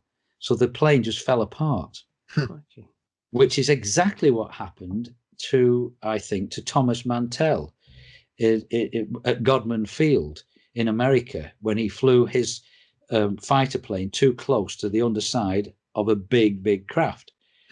And it disintegrated his plane and he was killed. Now that was Lake Ontario you were saying about. Now we've interviewed a gentleman in Canada who's Niagara Falls, Steve Boucher, was it? Yeah, Boucher, I think, who's been taken aboard ET craft, Greys and things when he was a youngster and also as a teenager in rock bands in the early 70s. I know the story. Yeah, you know the guy. Yeah. So he said that one of them asked the ETs, "Where are you from, or do you have bases here?" And they said, "Yeah, in this lake here," which was Lake Ontario. Absolutely. So wonder if that ties up with that, you know? Well, totally it does, without a shadow of a doubt. And they do have bases all over the world.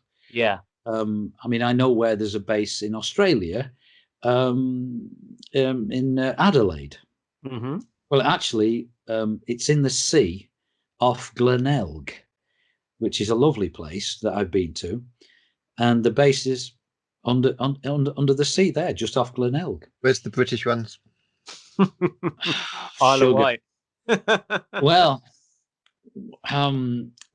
in Wiltshire. I can definitely tell you. I know the entrances to 2 bases in Wiltshire. ET bases or military bases? ET bases. Right. ET bases. I've filmed the craft going in and out. Right. What do you think of the guy? I think his name is quite a while ago now. I think Barry King. What's your views on him? Barry King, yeah, the name rings a bell. I'm not sure. Some people think that he's got a lot of information about bases within the UK and kind of secret ET testing facilities and stuff. Other people think he's a complete fantasist and a complete delusional person. Okay, well, you could say the same thing about me, couldn't you? You know, quite easily. But I'm just telling you as it is. But there's definitely a couple of. I mean, Silbury Hill, for instance. You know. Mm-hmm. I'm quite sure that's the entrance to a base there as well. Wow. I won't say where the other 2 entrances are, but it's quite possible that they're all part of one massive base. I see. And these are different exits and entrances, or something. They come and go from the same entrance. Would this explain maybe why the military have got a presence down there, because they're trying to monitor them? Maybe. Totally. That's exactly why they're there. Believe me. I mean, crying out loud. I've been harassed by Apache helicopter one day while I was filming the UFOs going in and out of the base. And this is in a field that's just in the middle of nowhere, where it's not part of any military test range or anything like that, you know.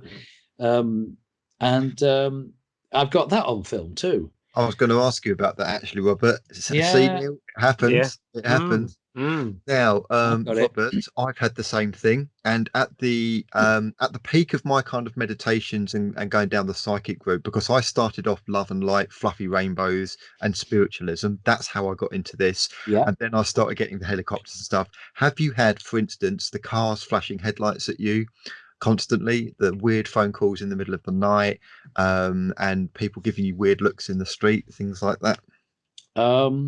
I can't say that I've had that. I've had knocks on the window upstairs in the bedroom window. Okay. Really bang, really quick.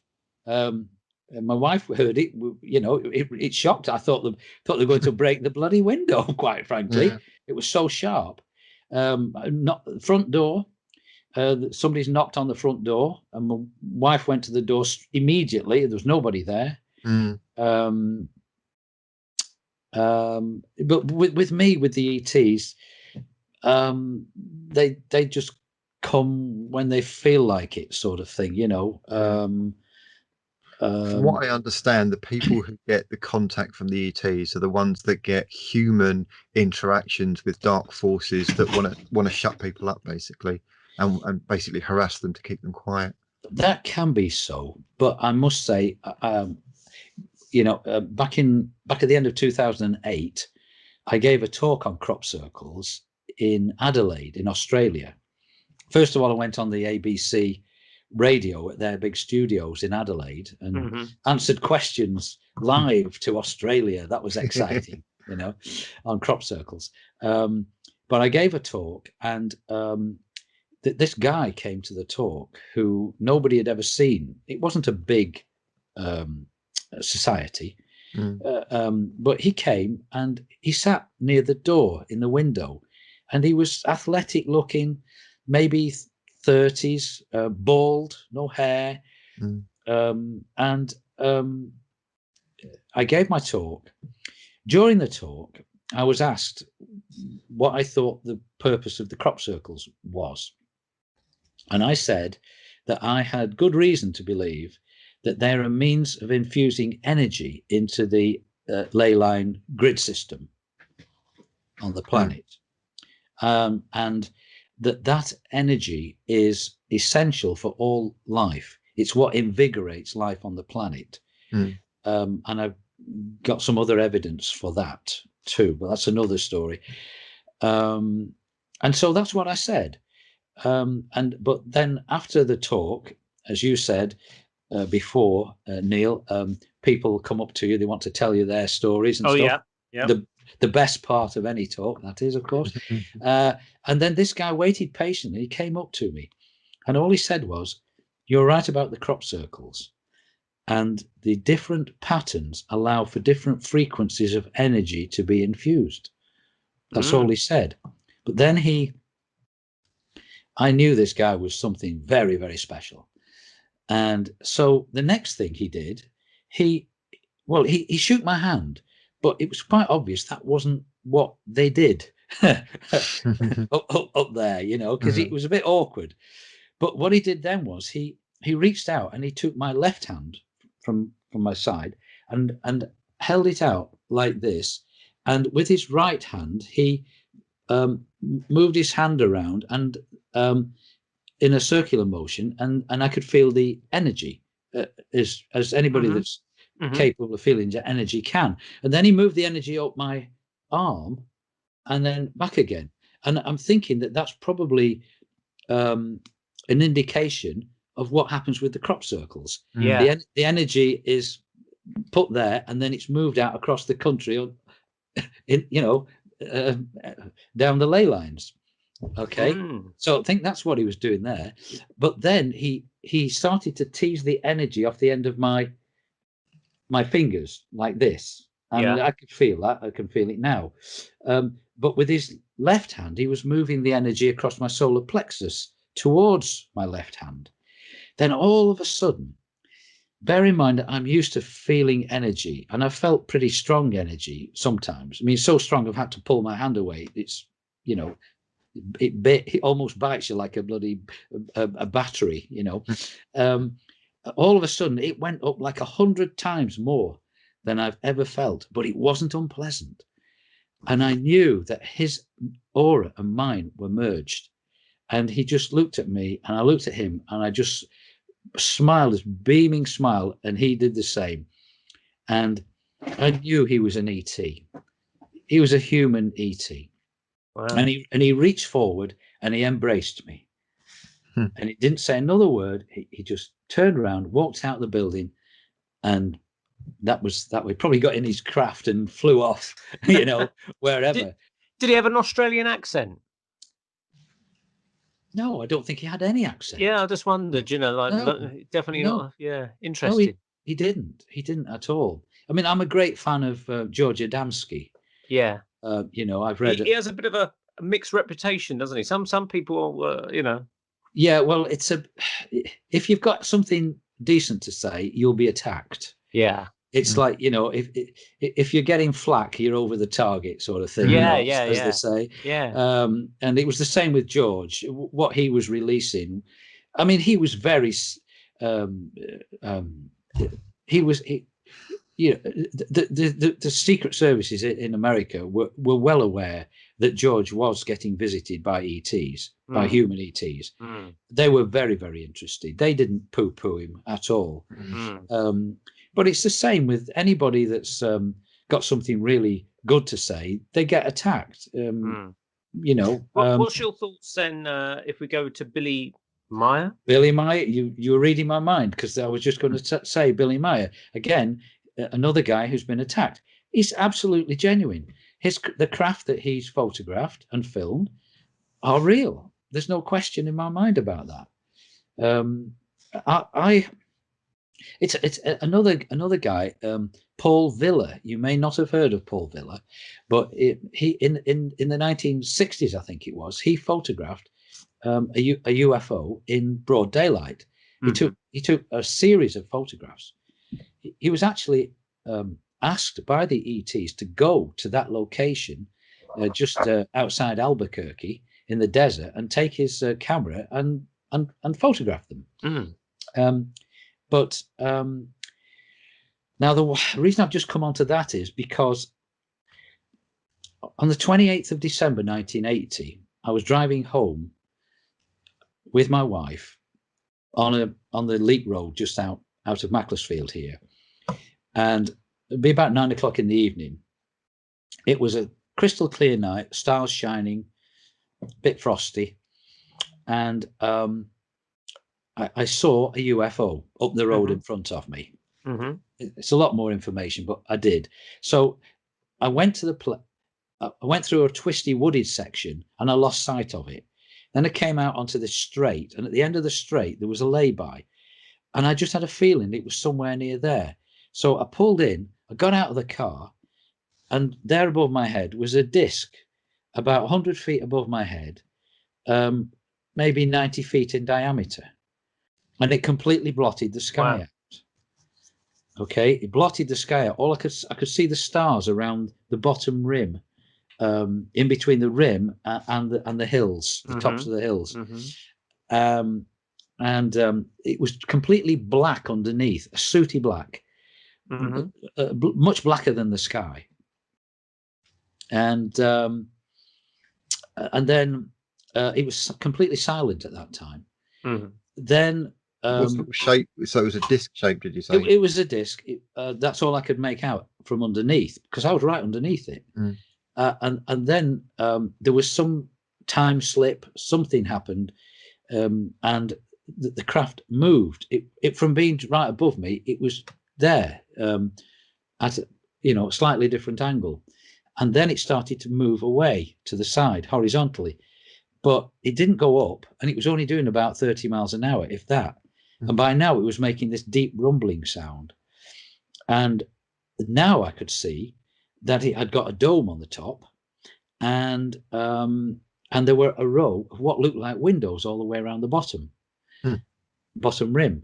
So I had plenty of time, so I counted the windows 3 times as it was flying away, and what I got was 11 and a half windows visible from a side-on view.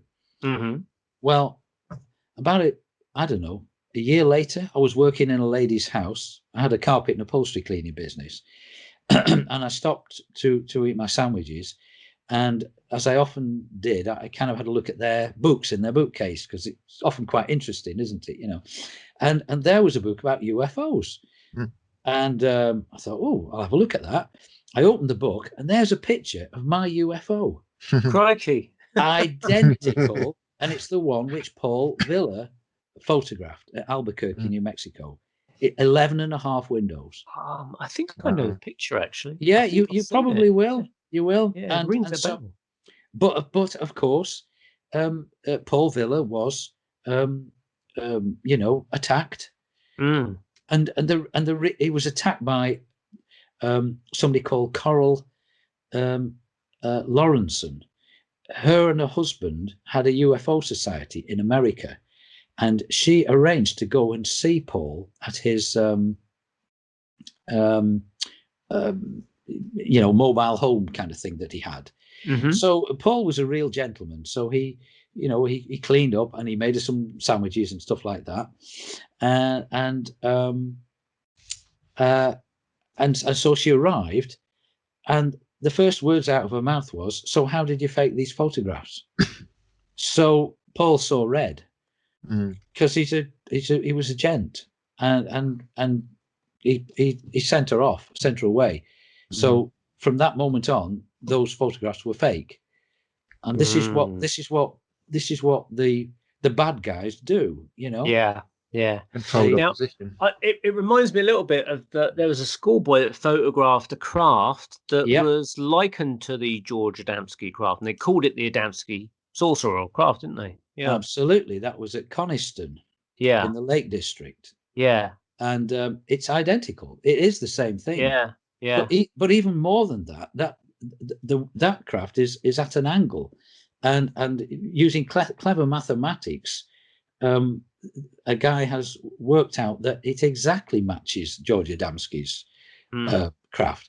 And in fact, I've got a photograph of a craft identical to George's in Australia back in the 1950s. Interestingly enough, over a field of sheep. Interesting. Yeah, so Which brings us to, Neil, have we got time to talk about animal mutilations? I think we've got we're running late, but we can throw another 10 minutes into the show if people want to stay up late and listen to the darker side of pet experiences. Yeah. Okay. Yeah, let's go down the dark route. Okay, for the faint-hearted, we're going to go into animal mutilations. If you love animals, which we all do, but you don't like to see the bad side of what happens in animal mutilations, please switch off now, because you might see some disturbing pictures. No, if you're you won't. watching on YouTube. But I've got photographs from David Caton. Oh, yeah. Okay. All right, Dave. Okay. Well, basically, I've been working with Dave Caton and Phil Hoyle, but mostly with Dave from the word go, when he started doing his animal mutilation studies. And I've been with him, and I filmed mutilated sheep down in at Lydney on the Severn Estuary there. I think there was about 24 or 5 sheep on that particular occasion, with the typical injuries, shall we say. And also up at Todmorden up here, I've been with him to film a ewe that had been done in the same way, with the usual jaw strip, and I mean, it happens, and it's not just cattle, it's sheep, it's horses, it's pigs, it's you name it, From what I understand, when the very straight-laced veterinary surgeons come along and have a look, basically what they try and do is just sweep it under the carpet. Is that what you found in your experience? Yeah. Oh, absolutely, without a doubt. Dave's had a hell of a job trying to get vet reports on. It's DEFRA, isn't it? The organisation that run the. Yeah, I'm not sure whether it still is, but it certainly was. Yeah. Dave's been threatened by them.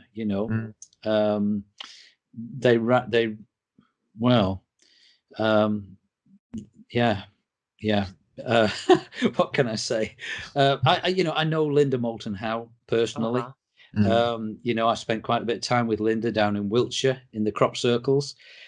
Have you ever been chased off farmland, either by farmers or by military or police or anything like that? No, I've been, as I say, I was harassed by that Apache helicopter when I was filming the UFOs at the base. Yeah. And that was a bit scary, I have to say, Mhm. because I was on my own and middle of nowhere sort of thing. And,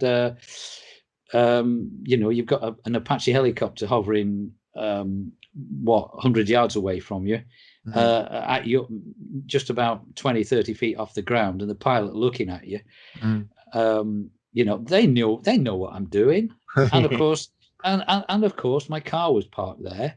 So, they've got the equipment to get my registration number. They know who I am.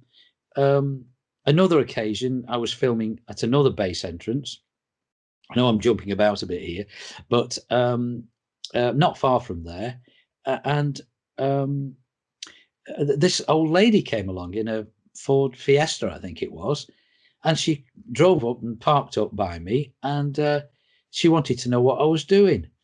And I said, "Oh, I'm just filming a bit of nature and wildlife. It's lovely countryside round here, isn't it?"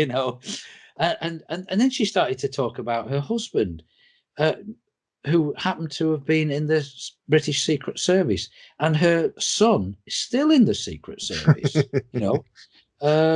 I thought, okay, right. So she was trying to warn me off, basically. I'm quite certain that they've got cameras in bushes and God knows what down there.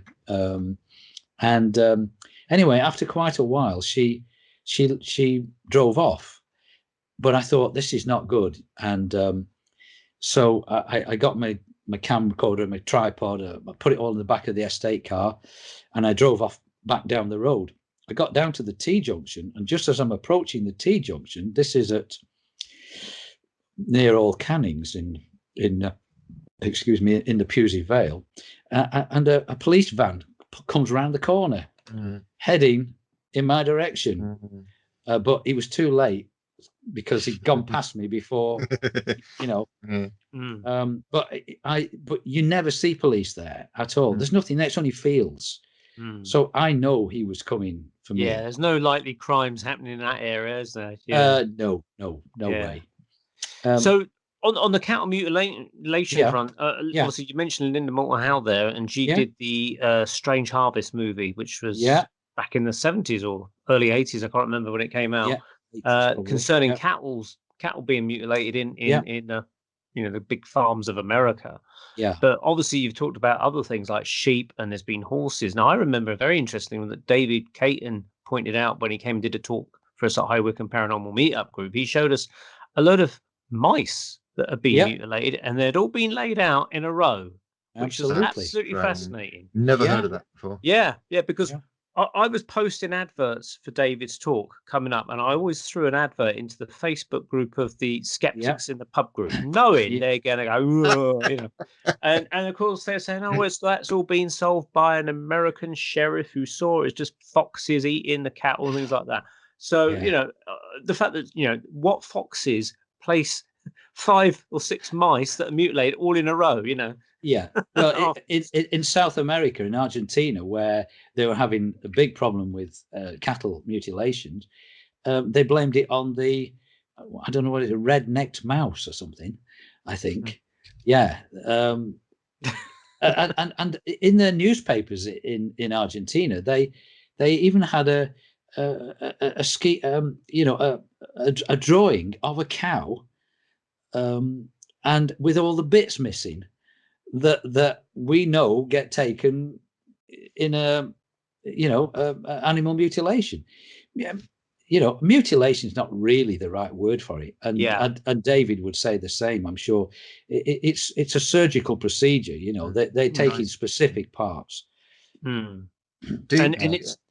Have you got an inkling of why they're doing it? I mean, I suspect it's probably some kind of scientific endeavor, but why so open and why so public? They don't hide it.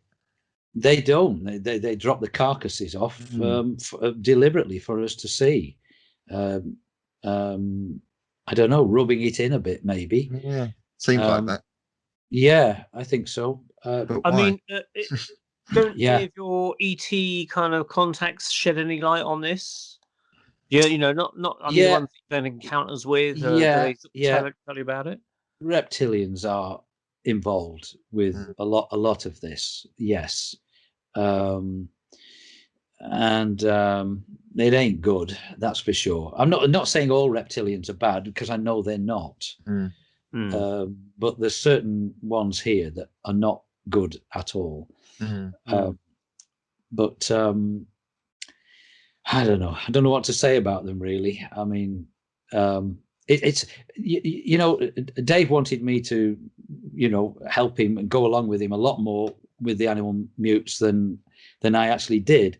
And the reason I didn't was because I was more involved with the abduction side of things. Yeah. You know, I was wanting to.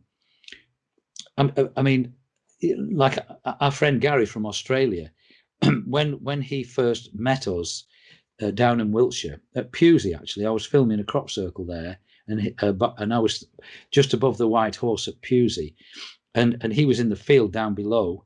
And John Mack was there in the field with him, you know, Professor John Mack. Yeah. But Gary saw me up there and felt incredibly drawn. So he climbed up the hill just to meet me. He didn't know me from Adam. And again, that's ET stuff going on there. And so we took him under our wing, David and I, and we took him back to our caravan site, and we fed him and stuff like that. And Dave showed him the mutilations in his book that he has with him, you know. But when Gary got home to Australia, he visited a relative who had a farm, and he at the back of the farmhouse, when he went outside, there just a few yards from the farmhouse was a classic mutilated sheep with the jaw strip, tongue cut, you know, the whole damn thing.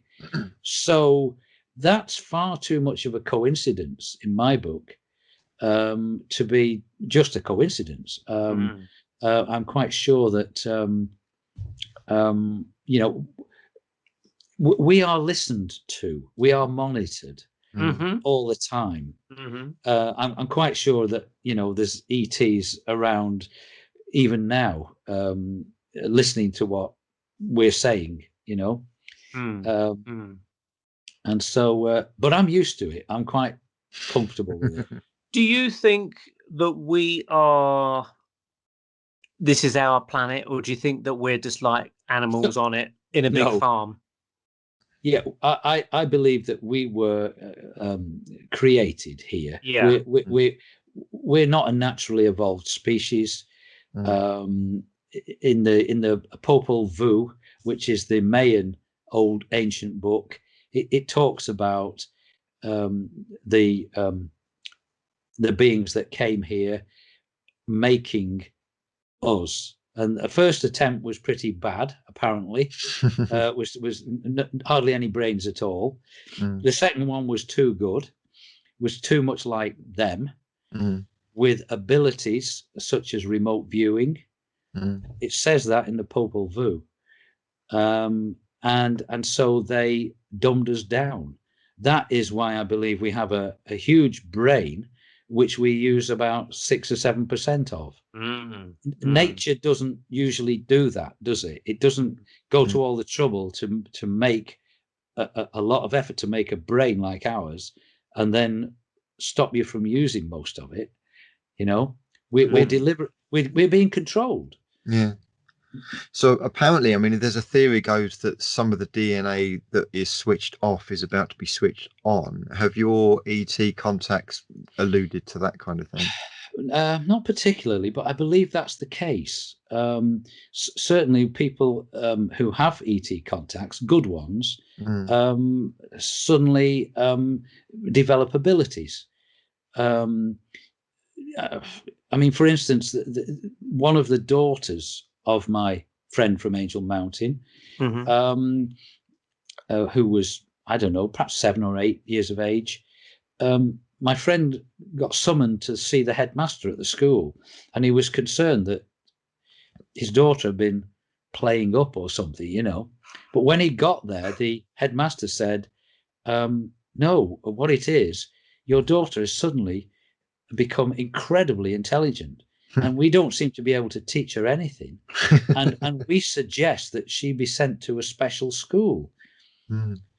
But anyway, when she was when her dad spoke to her about this, even at that age, she said, "Oh, don't worry, Dad, I'll sort it out. I don't want to go to a special school. I want to stay with my friends." So she pretended to be not quite so bright after that. Oh my God. But she's still got about, I don't know, 15 O levels and about 7 A levels and God knows what else, you know.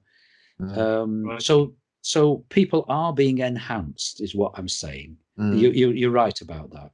And as we close our show, just last question. I'm sure Andy's got another question, but your Angel Mountain friend, he was given these psychic abilities by ET.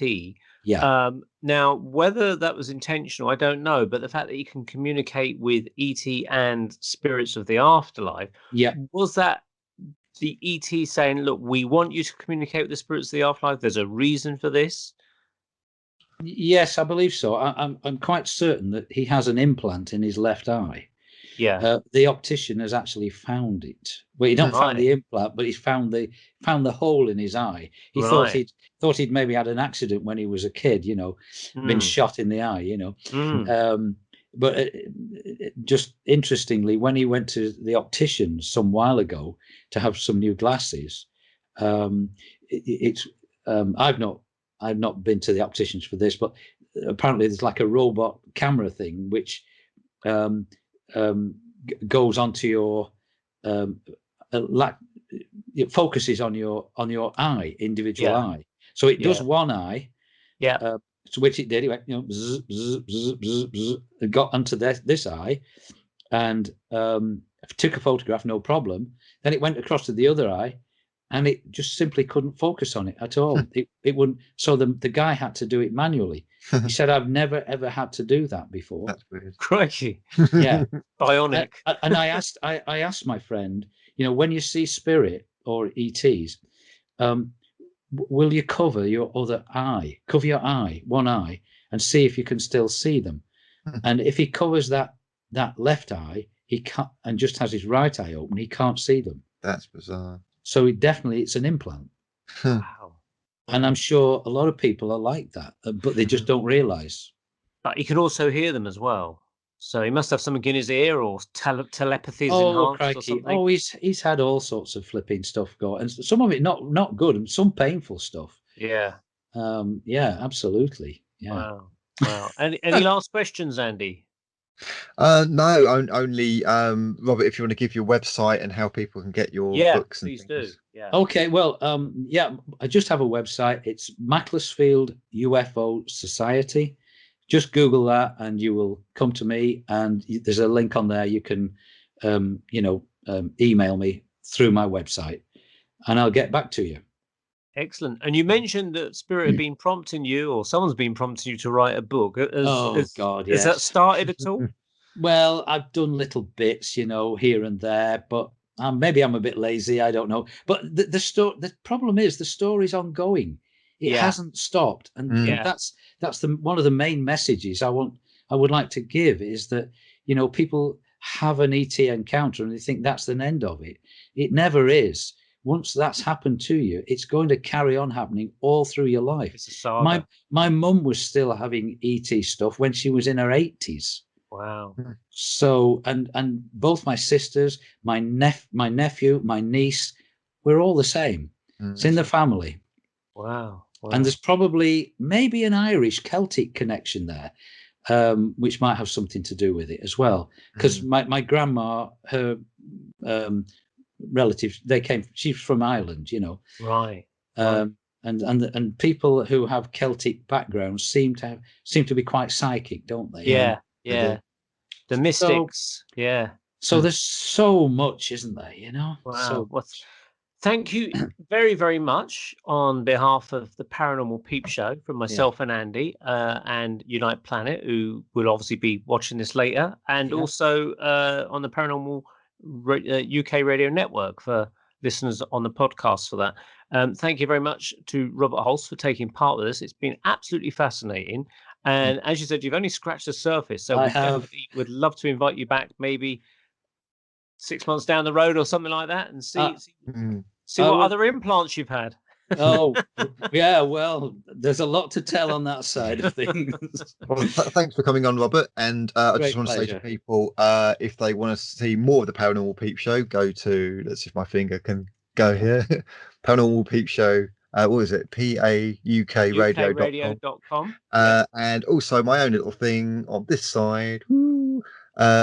Tune in events. That's our psychic. We're not really doing events at the moment, obviously because of COVID, but we are doing online readings. So if anyone's wanting an online reading, then please go to that website there, and hopefully it will be up and running. But if not, join us on Facebook. Excellent. All right. Well, thank you very much, Robert. Lovely to have you again. And My take pleasure. care. And for those listening, you can catch us on YouTube, also on the Paranormal UK Radio Network, and we're also podcasted out to various other platforms like Amazon, iTunes, Spreaker, and all the other podcasting hosts. So check us out there. Thank you very much indeed. Take care, everyone, and we'll see you next month. Good night. See you later. Bye-bye.